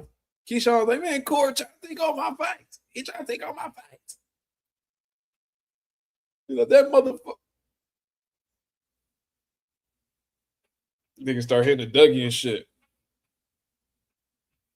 Oh, like, man, get this nigga the fuck up out of here, bro. These niggas is weirdos. I'll never understand it. You want us to fight? Give us $500 million each.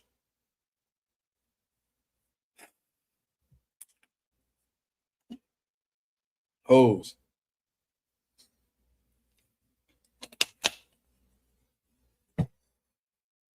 Bully said, I'm telling you, Mark, Keyshawn be beating Shakur up.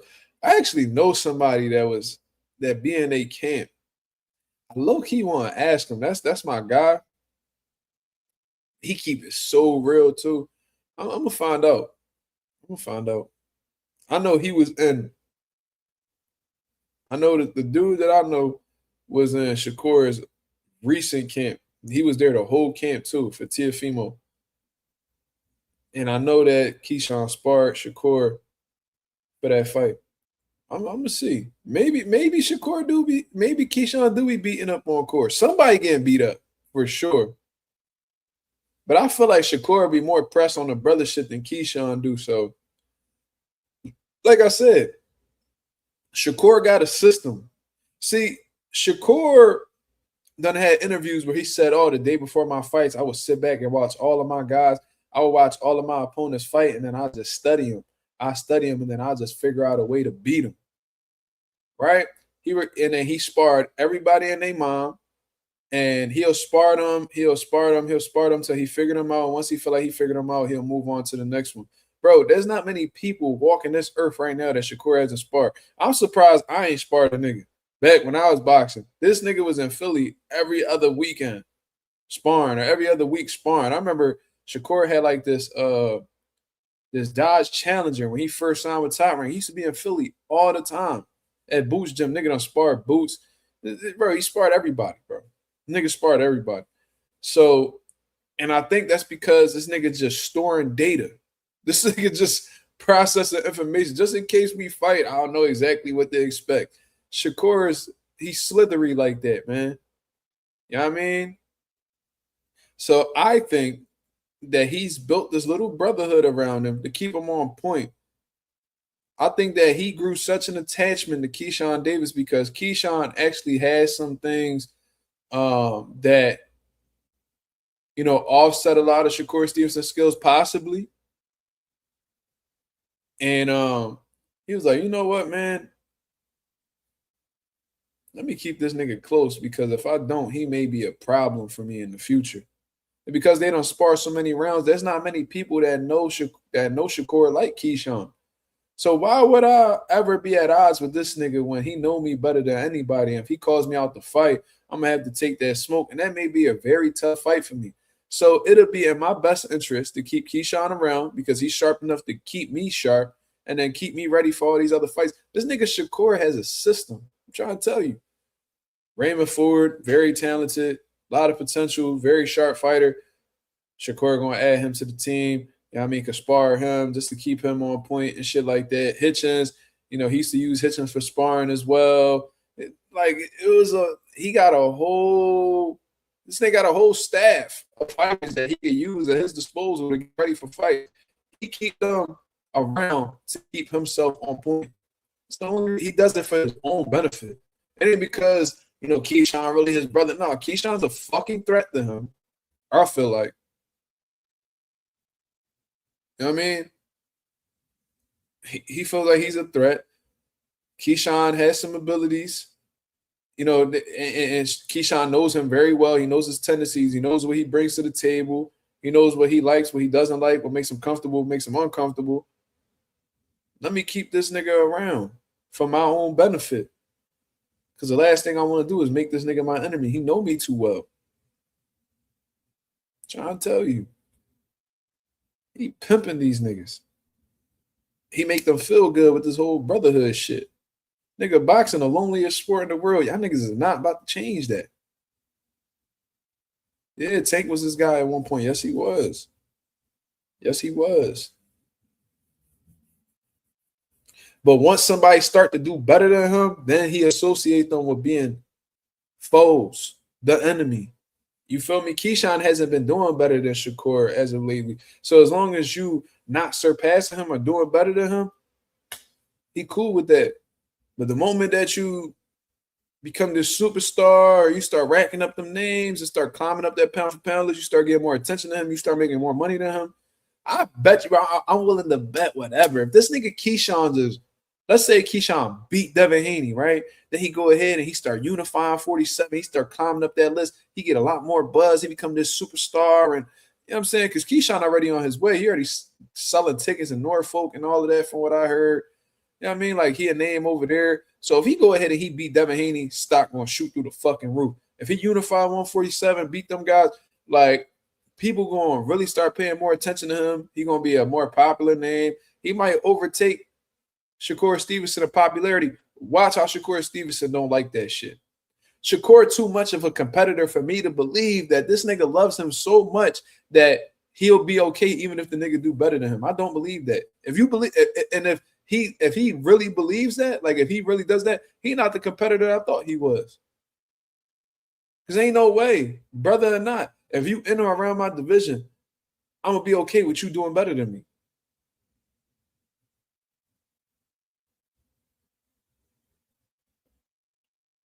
Give a fuck, nigga. You not my like, bro. If you enter around my division, it's smoke. I want to do better than you. I want to be at the top of the like. I want to be at the throne. I want to be at the top of the fucking the pound for pound list. I want to be at the top of my division. You know what I'm saying? I'm not letting nobody take my spot. I don't give a fuck how cool he is. Nigga, you if you try to take my spot, you in the way. I gotta get you up out of here.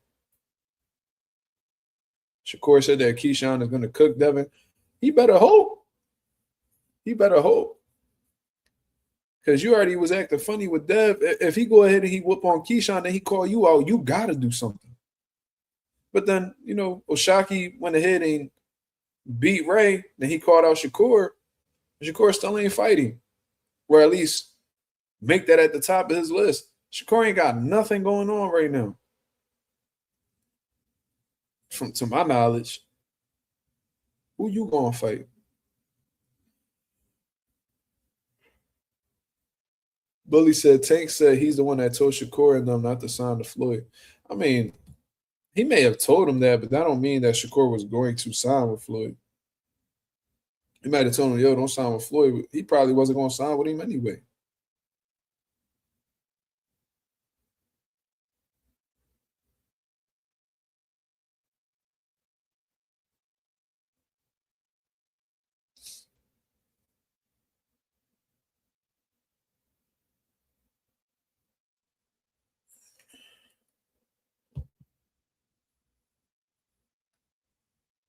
Rouse said, I'm not going to lie. If your friendship can't be that, your friendship can't be that strong if you can't fight and break bread with one another.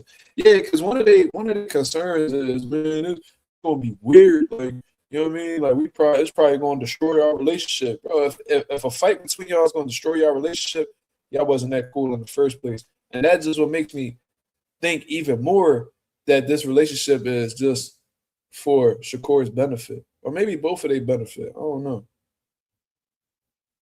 Maybe Shakur is Keyshawn worst enemy. So Keyshawn, like, you know what? I don't want to fight this nigga. He know too much. You know what I mean? Let me just keep it cool with him.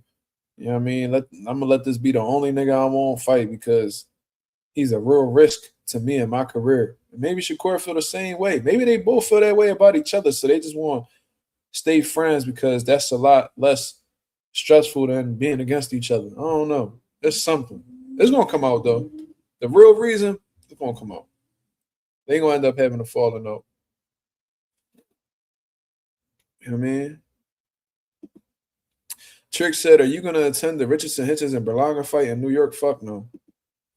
Alda Powell said, "I mean, Shakur is scary, but on that chick channel, she was saying Shakur not gonna fight this year, probably because he got to go to court for the Migos death. She said he was the killer's driver. Ooh, I don't know nothing about that, bro. Damn, that's a messy situation. If you the killer's driver, that may come along with some type of charges. I don't know. We'll see." He said valid response. Bro, I don't like Hitchens. I don't like Berlanga. Why the fuck would I go to their fight? That's some fan shit right there. Yeah, like I will only go to their fights if they fighting somebody I fuck with. Like, like if Hitchens were to fight fucking Jerron Ennis, I go. I go just to watch Boost body him. If Hitchens fighting Devin Haney, I'll watch it.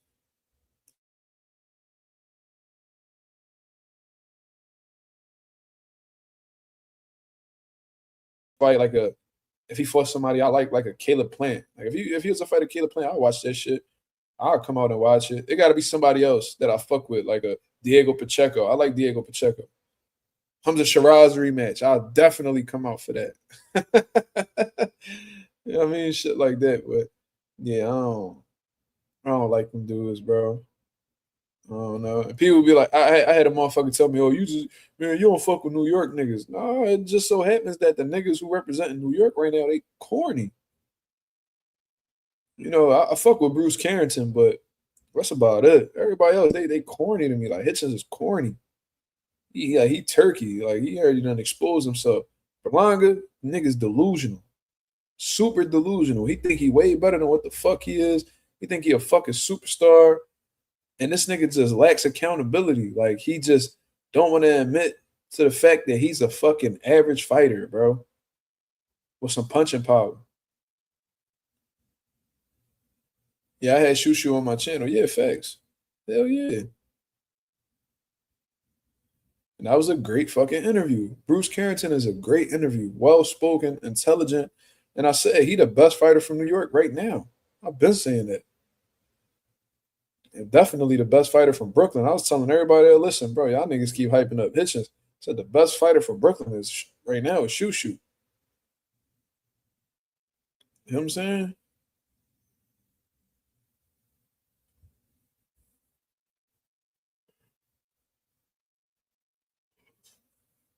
Yeah, man. I never had nothing against New York. My father's from Brooklyn. We was just in Brooklyn the other day. My nigga, not my nigga, my dad gave me like a tour of where he grew up. I mean, my pop showed me the high school he went to. He showed me the hospital he was born in. He showed me where he used to hang out. You know what I mean? A couple cribs he lived in at the time, from Coney Island to Brighton Beach. You know what I'm saying? Like he showed me all that shit. He gave me a real sneak peek to his childhood and all that. That was super dope to me, man. That was something I always wanted to do. An experience I wanted to share with my father. Why the fuck would I ever hate on New York niggas? Without a New York nigga, I wouldn't be here right now. So that don't even make sense when you really think about it. That don't make logical sense. It's just that the niggas who are currently relevant, that's from New York, they're fucking weird. Or I don't agree with how the way they move. Simple. Do I think Dev and Key gonna fight? Yeah, I think so, man. It's one of two scenarios, y'all. Serious. Either Dev gonna fulfill his mandatory and fighting Keyshawn Davis, or he's gonna vacate that title and then fight Shakur Stevenson. It's one of two things. Regardless, they're gonna say that Dev ducked somebody. You know what I'm saying? Like they act like he could fight two niggas at the same time, bro. It's only two niggas in the ring outside of the referee. You only fight one person at a time. So if you got two options and you fight one, they just gonna say he ducked the other. So for instance, if he go ahead and be like, man, fuck this title, I'm gonna go fight Shakur and beat him real quick. They're gonna say he ducked Keyshawn. If he go ahead and he fight Keyshawn, they're gonna say he ducked Shakur. Floyd dad said best boxers are from the Midwest. What is Philly? What is Philly boxers? I mean, that's a great conversation. You know what I mean? The Midwest has had a lot of phenomenal fighters, a lot of legends. But Philly, you know, and the East Coast in general, you know, Philadelphia has phenomenal fighters, whether we talking about, you know, Bernard Hopkins, we got Joe Frazier. And I just find it funny how like Philly has such a great history of fighters and talent that we literally are a small city and we get compared and put in competition with countries, US territories like Puerto Rico, fucking Europe, the UK. Bro, y'all comparing this a small city in Philadelphia to countries, US territories and shit like that. Mexico and I didn't know we was that fucking good. Maybe it's because I just been living here my whole life. I never really realized it. But yeah, like Philly got a lot of all-time great, you know, fighters. But you know, the Mayweathers, they from the Midwest, so of course they gonna say that. But if you ask a Philly nigga, if you ask a you know a Philly coach, they may say Philly has the best fighters in the world. It's all opinionated. But we had what James Schuler, motherfucking uh, man, we had a lot of great Philadelphia fighters, bro. Meldrick Taylor, David Reed. Um, Nigga slept on David Reed. It's sad that his career went the way it went. That nigga was a fucking monster. He gave Tito Trinidad work.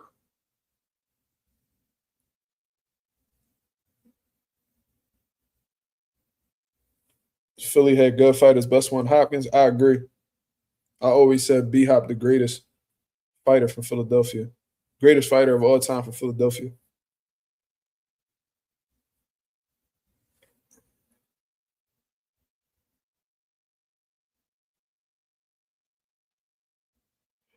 I think pound for pound, Puerto Rico is the greatest. It's Puerto Rico. I don't even know. Wait, hold on.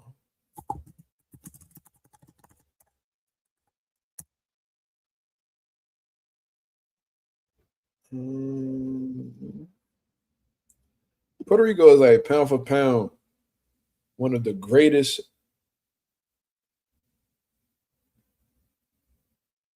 places for fighters. Like for as small as Puerto Rico is, for everything that it's been able to accomplish in the sport of boxing, phenomenal.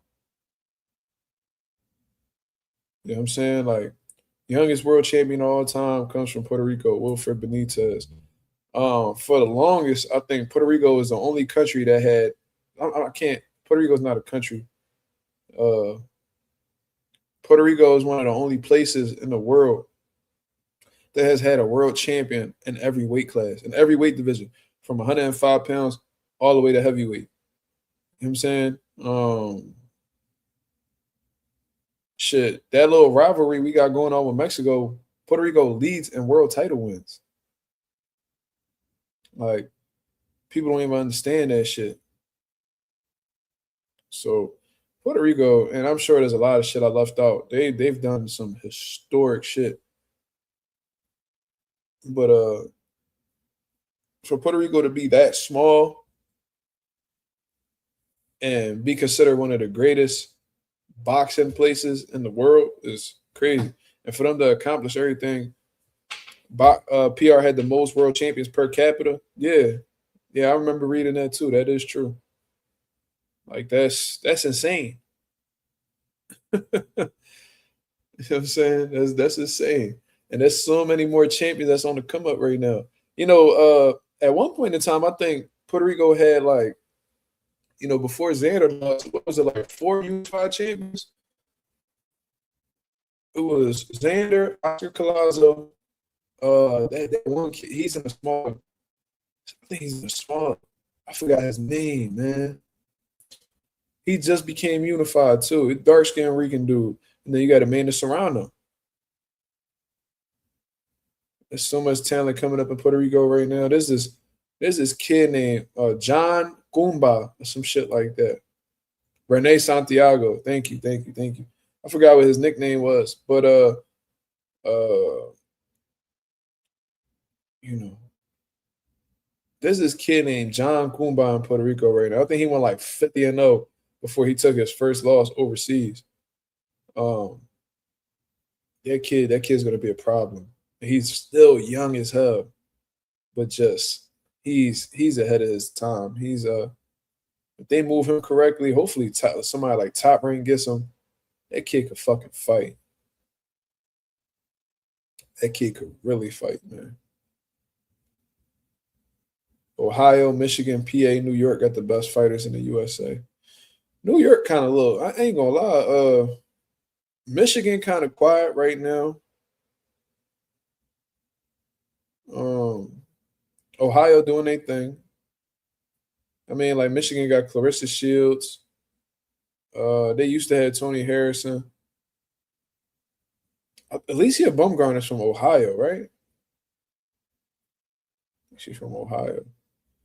Um, PA definitely popping right now, and New York got a couple people. Not many champions, but they got some notable names. No, I was talking about active fighters. I know Floyd from Grand Rapids. Frank Martin. Frank Martin's a notable name. He's just not a world champion. Yeah, I don't know where the fuck Frank Martin from. He keep. I heard that Bumgarner from Detroit. I heard she lived in Detroit, but I heard she's originally from Ohio. But like Frank Martin, I done heard this nigga's from like four different locations. I don't know where the fuck Frank Martin from. I don't know what he be claiming, bro. I heard this nigga was from Ohio. Then I heard he was yeah, that like Indiana. I don't know where Frank Martin from, bro. I'm gonna keep it real. I really don't know.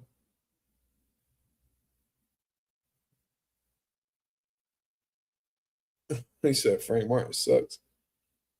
I don't think he sucked.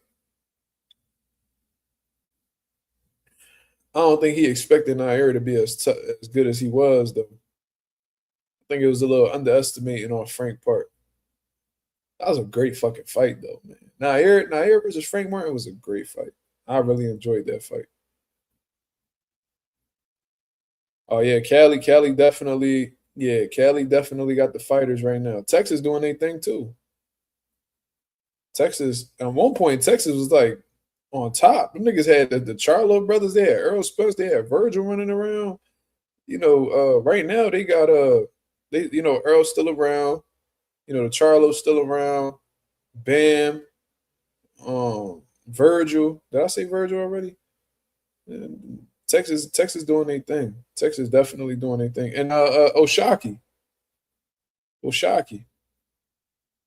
Um, Cali got their shit going on too. Yeah, it's some yeah. Oh yeah, Brandon Figueroa. Yeah. Texas doing their thing. Shout out Texas, bro. Texas right next to Mexico, so I'm saying the Mexicans definitely be over there. They be boxing for real. Yep. Texas definitely doing their thing.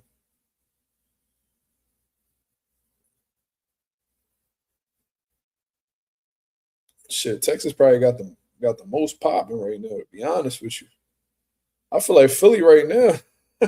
I feel like Philly right now only got Boots, like that's really representing. But Boots just happens to be like as of right now, like a fucking unstoppable force. I don't know. Eastern Europeans, absolutely. They out here. Yeah. And then them smaller weight classes, Japan doing their thing too.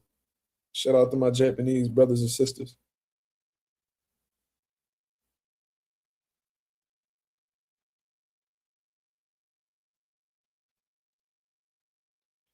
Yeah, Philly's like in a rebuilding stage right now. We had Tevin Farmer who came. He started off terribly, bro.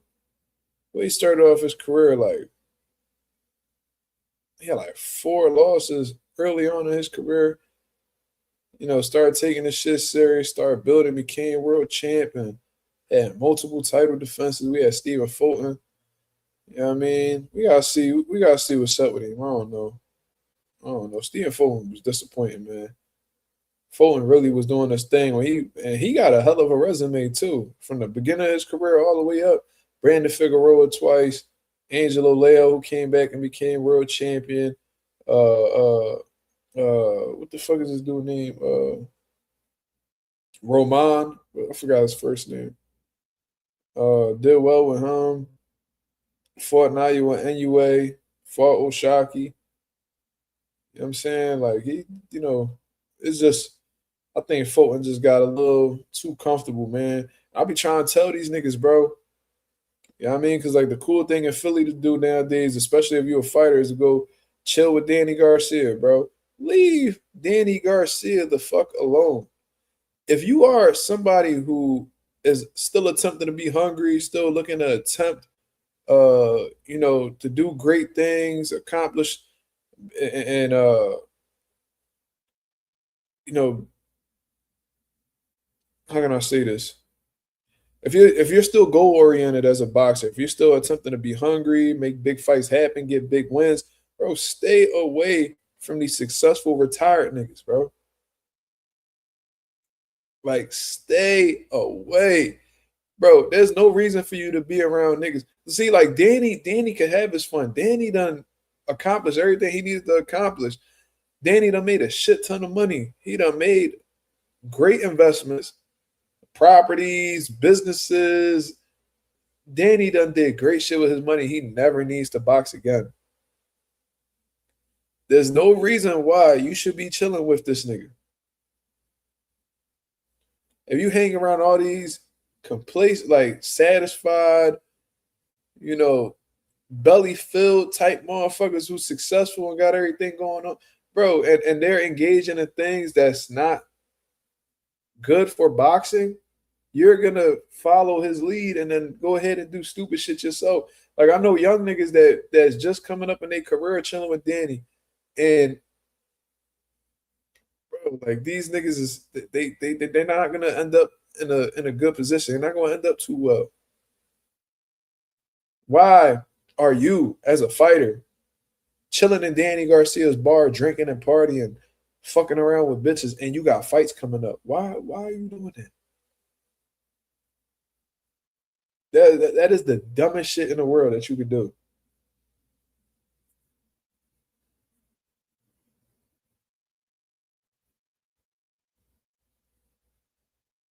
Yo, Fulton was taking everybody's odo. Like, that was his reputation. He beat hella undefeated fighters. Some of them niggas wasn't the same after that. I remember Fulton stopped this little redhead Mexican nigga with a body shot. His name was like Isaac Avalar or some shit like that. I probably fucked his name up. But around that time, Cool Boy came out with like a cowboy hat on. See, that was the focused, determined, hungry Fulton that I fucked with, bro. Like, even that, I was so proud of his Angelo Leo performance when he won his first world title. Man, that Fulton, I don't know what's up. I don't know what happened to that Fulton, bro. Niggas got a couple dollars and was like, fuck it. You know what I mean? I don't know.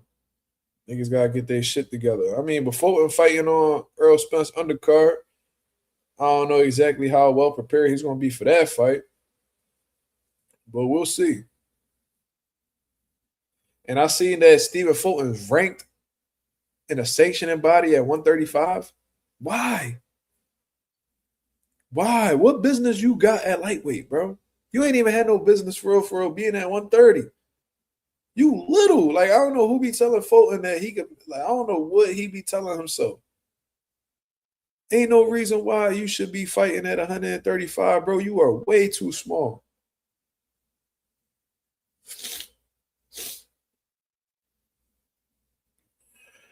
Way too small, bro. Some niggas gonna hurt you, man. And the nigga just moving up in weight because he don't feel like cutting weight no more. Like, I don't get it. That cutting corner shit, bro, that shit is very harmful to your career. I was looking at the lightweight rankings the other day. What that shit said? That shit says Stephen Fulton ranked number 8 in the IBF. Like, what the fuck?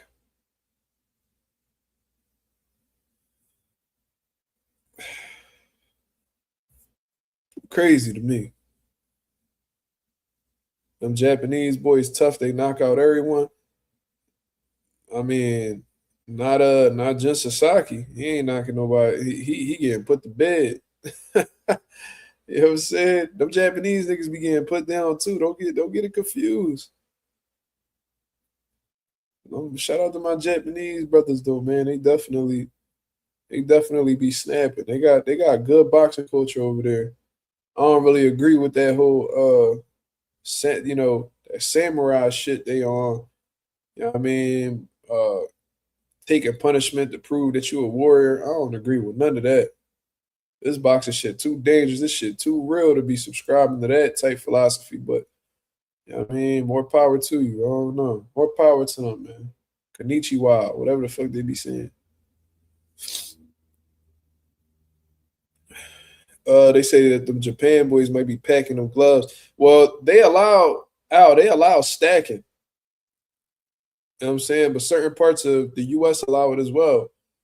So and for those of y'all who don't know what stacking is, that's when you are allowed to put tape on the skin. So when you're wrapping your hands, typically, let's say I'm in Philadelphia, so the state is Pennsylvania. So the Pennsylvania State Athletic Commission, every athletic commission has a certain way that they want you to wrap your hands. Everywhere is different. So, in Philadelphia, they don't allow stacking. So you have to put gauze, tape. You got to put gauze and then tape, right? Stacking is when you could put tape on the skin. So you could put tape, gauze, tape. And what happens is when you do that, when water, gets onto the wraps or when your hands start sweating and shit like that, I don't know exactly what the science is behind it, but the shit basically hardens up like a cast. So it basically makes your punches more devastating because the wraps are hardening as they're getting wet. Pause. So that could be very dangerous. But like I said, Las Vegas allows it.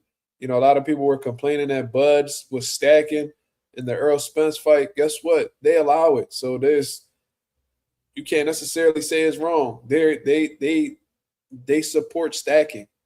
In Japan, they allow stacking. So you complain about a nigga's raps all day. If it's in accordance with what the state athletic commission allows, ain't nothing you can really do about that shit.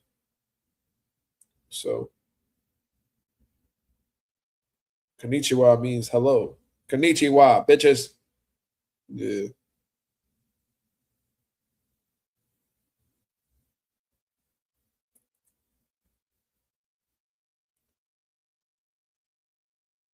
He didn't know he couldn't stack in Saudi. Yeah, that happens. That's what happened with Tito Trinidad. Tito Trinidad was accustomed to fighting in Las Vegas and shit like that. He was attempting to wrap his hands, in a way, and they didn't allow it in New York. They made him rewrap his hands, but they was like, "Oh, Tito had plaster." No, he did not. If that nigga Tito had plaster, he probably would have went to jail. He probably would have got suspended. Nigga probably would have got a crazy fine. They probably would have ruled off his fucking fighters, and they probably would have banned him from boxing for life. That's not what happened at all. Brother Nazim already clarified what happened with Tito Trinidad. That's not what happened. So there's always I don't know how the fuck these little boxing narratives are still out here spreading bullshit.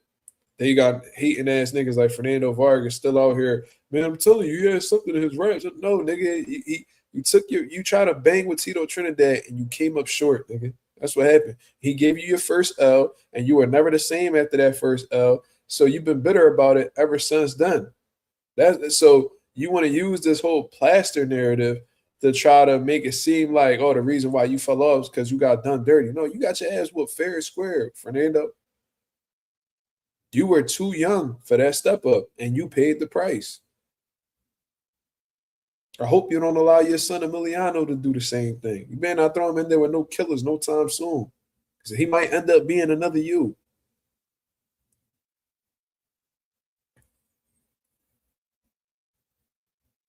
Man, Tito ain't had no fucking plaster, man. Jobby was on that. Yeah, another salty ass nigga. Because it was all good when Joppy was whooping on a 55, 56-year-old Roberto Duran. He was all feeling himself, celebrating like he just beat fucking the prime Roberto Duran, the one that fought Sugar Ray Leonard and shit in the first fight. That's who the way he was celebrating, you would have thought this nigga beat prime Larry Holmes or some shit. This nigga was celebrating like he just hit the lottery for $1.7 billion or some shit. Man, that nigga went in there with Tito Trinidad, thought shit was sweet. And it was all good when he was getting off on Tito, but as soon as Tito caught that nigga, yeah, son of his raps. Man, shut the fuck up, man. These niggas be fucking old, bitter ass fighters. Salty on the motherfucker. Subscribing to boxing narratives because you know what I mean? That shit soothe their ego a little bit. That's what it really be about.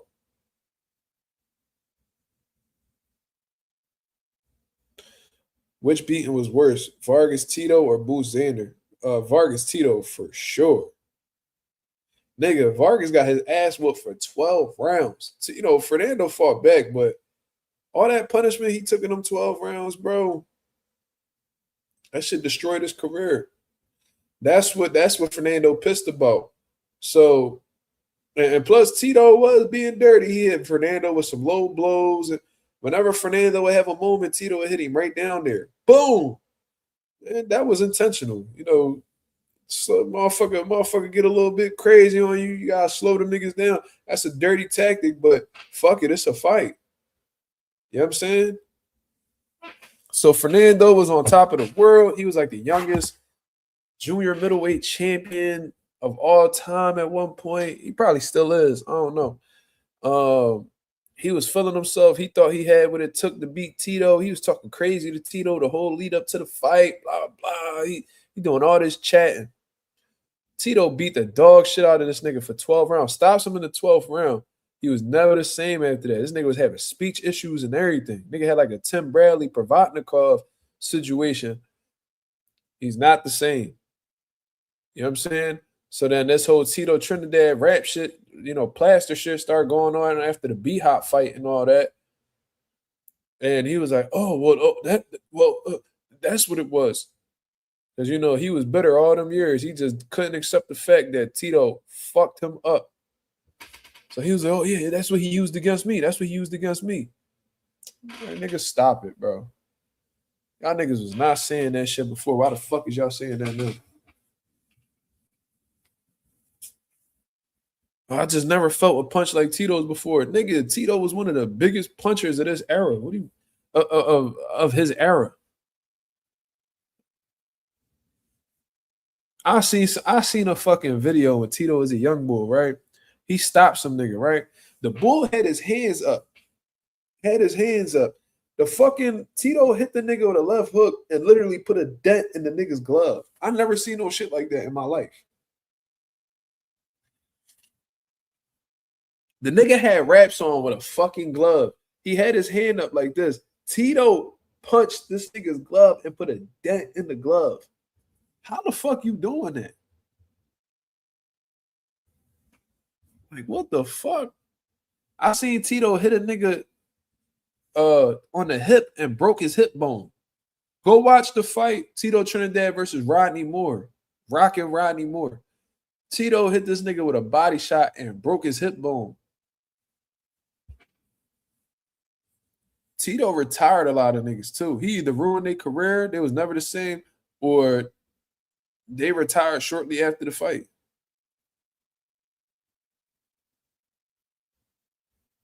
B-Hop said that he had to fight a perfect fight for Tito because he knew that nigga was strong and he packed the punch.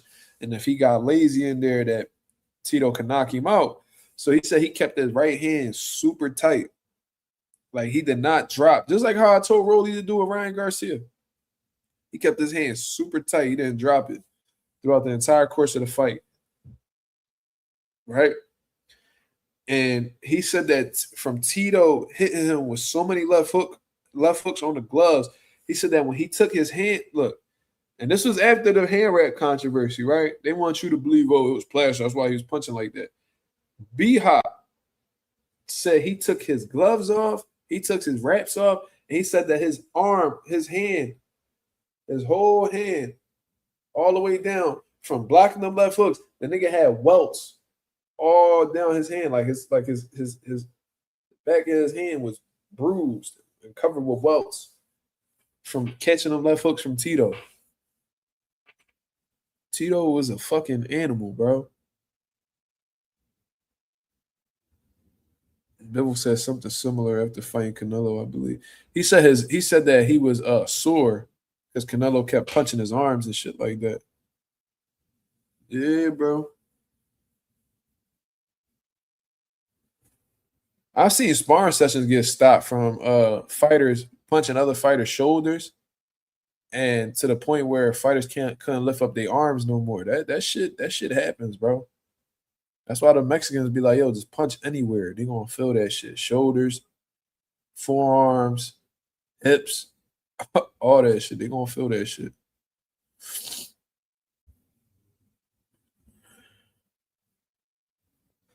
Out of power in the builder said, and they blame Robert Garcia for Margarito versus Cotto first fight. He was actually not in his corner or trainer for the first fight. Till second, he gets bad rep for that. Yeah, that don't even make sense. How the fuck you gonna blame something on me when I wasn't there when that shit happened? I wasn't even training them when that shit happened. Why y'all blaming that shit on me? That be them bullshit narratives that be out here, bro. There's a lot of bullshit narratives in boxing that people still regurgitate to this day. And I'm like, bro, y'all niggas still saying that? Shit is crazy.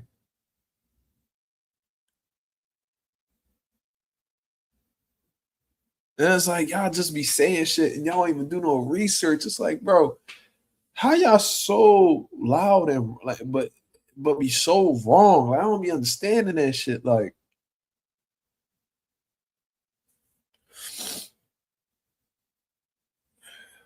Javier Capetillo was Margarito's trainer. He'd been exiled from the sports since then. My dad ran into when we was in Atlantic City to actually meet Tito Trinidad. We ran into what the fuck is his name? Uh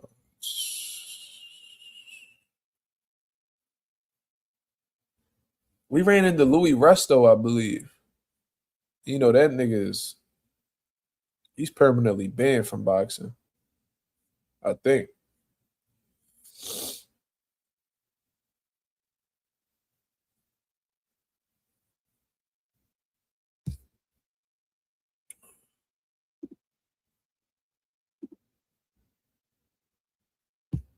We met Louis Resto for sure. We was at the boardwalk eating pizza and shit.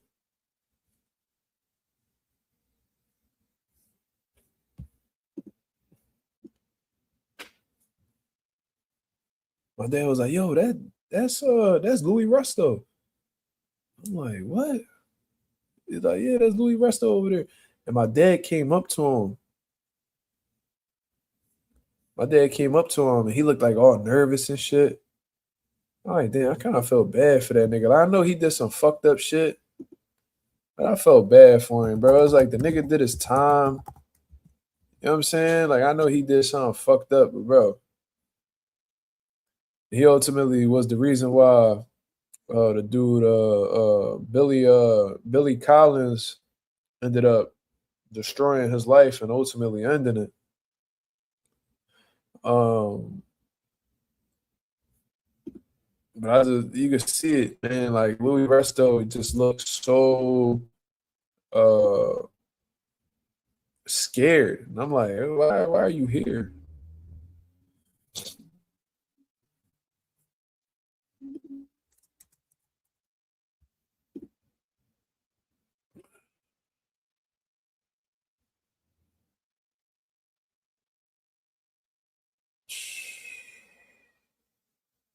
That nigga removed all the padding from his gloves and soaked his hand wraps in plaster of Paris. I ain't gonna lie, some shit unforgivable though. I ain't gonna lie, bro. Yeah, I think you're right, bro. I think you're right, bro. Some shit is unforgivable, bro. He did 2.5 years though. He tried to come back. He tried to return to the sport as like a cornerman, but they didn't accept his license. They scrapped that shit. That nigga never he'll never be back to boxing. He removed the padding from his gloves and put fucking plaster. Soaked his wraps in plaster. Yo, whatever happened to his coach, Panama Lewis? What happened to him? He passed in 2020.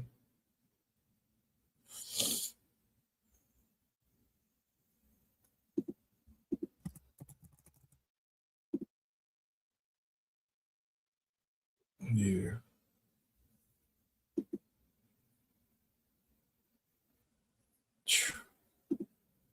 Crazy. Yeah, I was hoping. I'm like, if y'all ban Louis Resta, y'all niggas better ban Panama Lewis. But they did. He passed in 2020. Yeah, that shit is unforgivable, bro. I don't understand.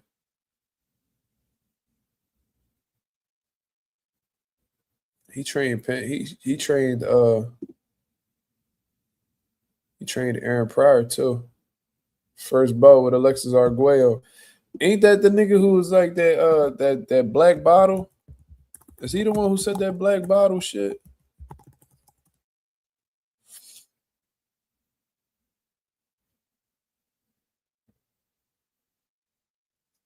Give me the other bottle, the one I mixed, bro. That's a slimy motherfucker, bro. Give me that dark bottle, the one I mixed. Nigga, you ain't supposed to be drinking nothing but water in the corner, nigga. Give me the other bottle, the one I mixed.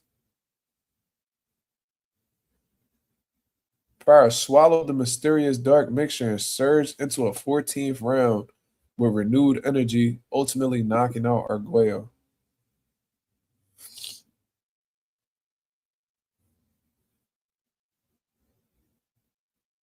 So it is widely suspected that the bottle contained a crushed cocktail of stimulants, antihistamines, and asthma medication designed to open the airways and delay fatigue.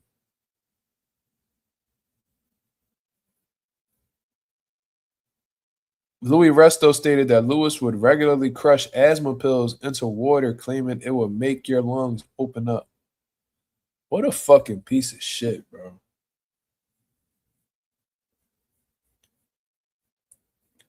That nigga's a piece of shit. Like, he passed away, RIP and all that, bro, but what a fucking piece of shit, bro. I can't respect that shit at all.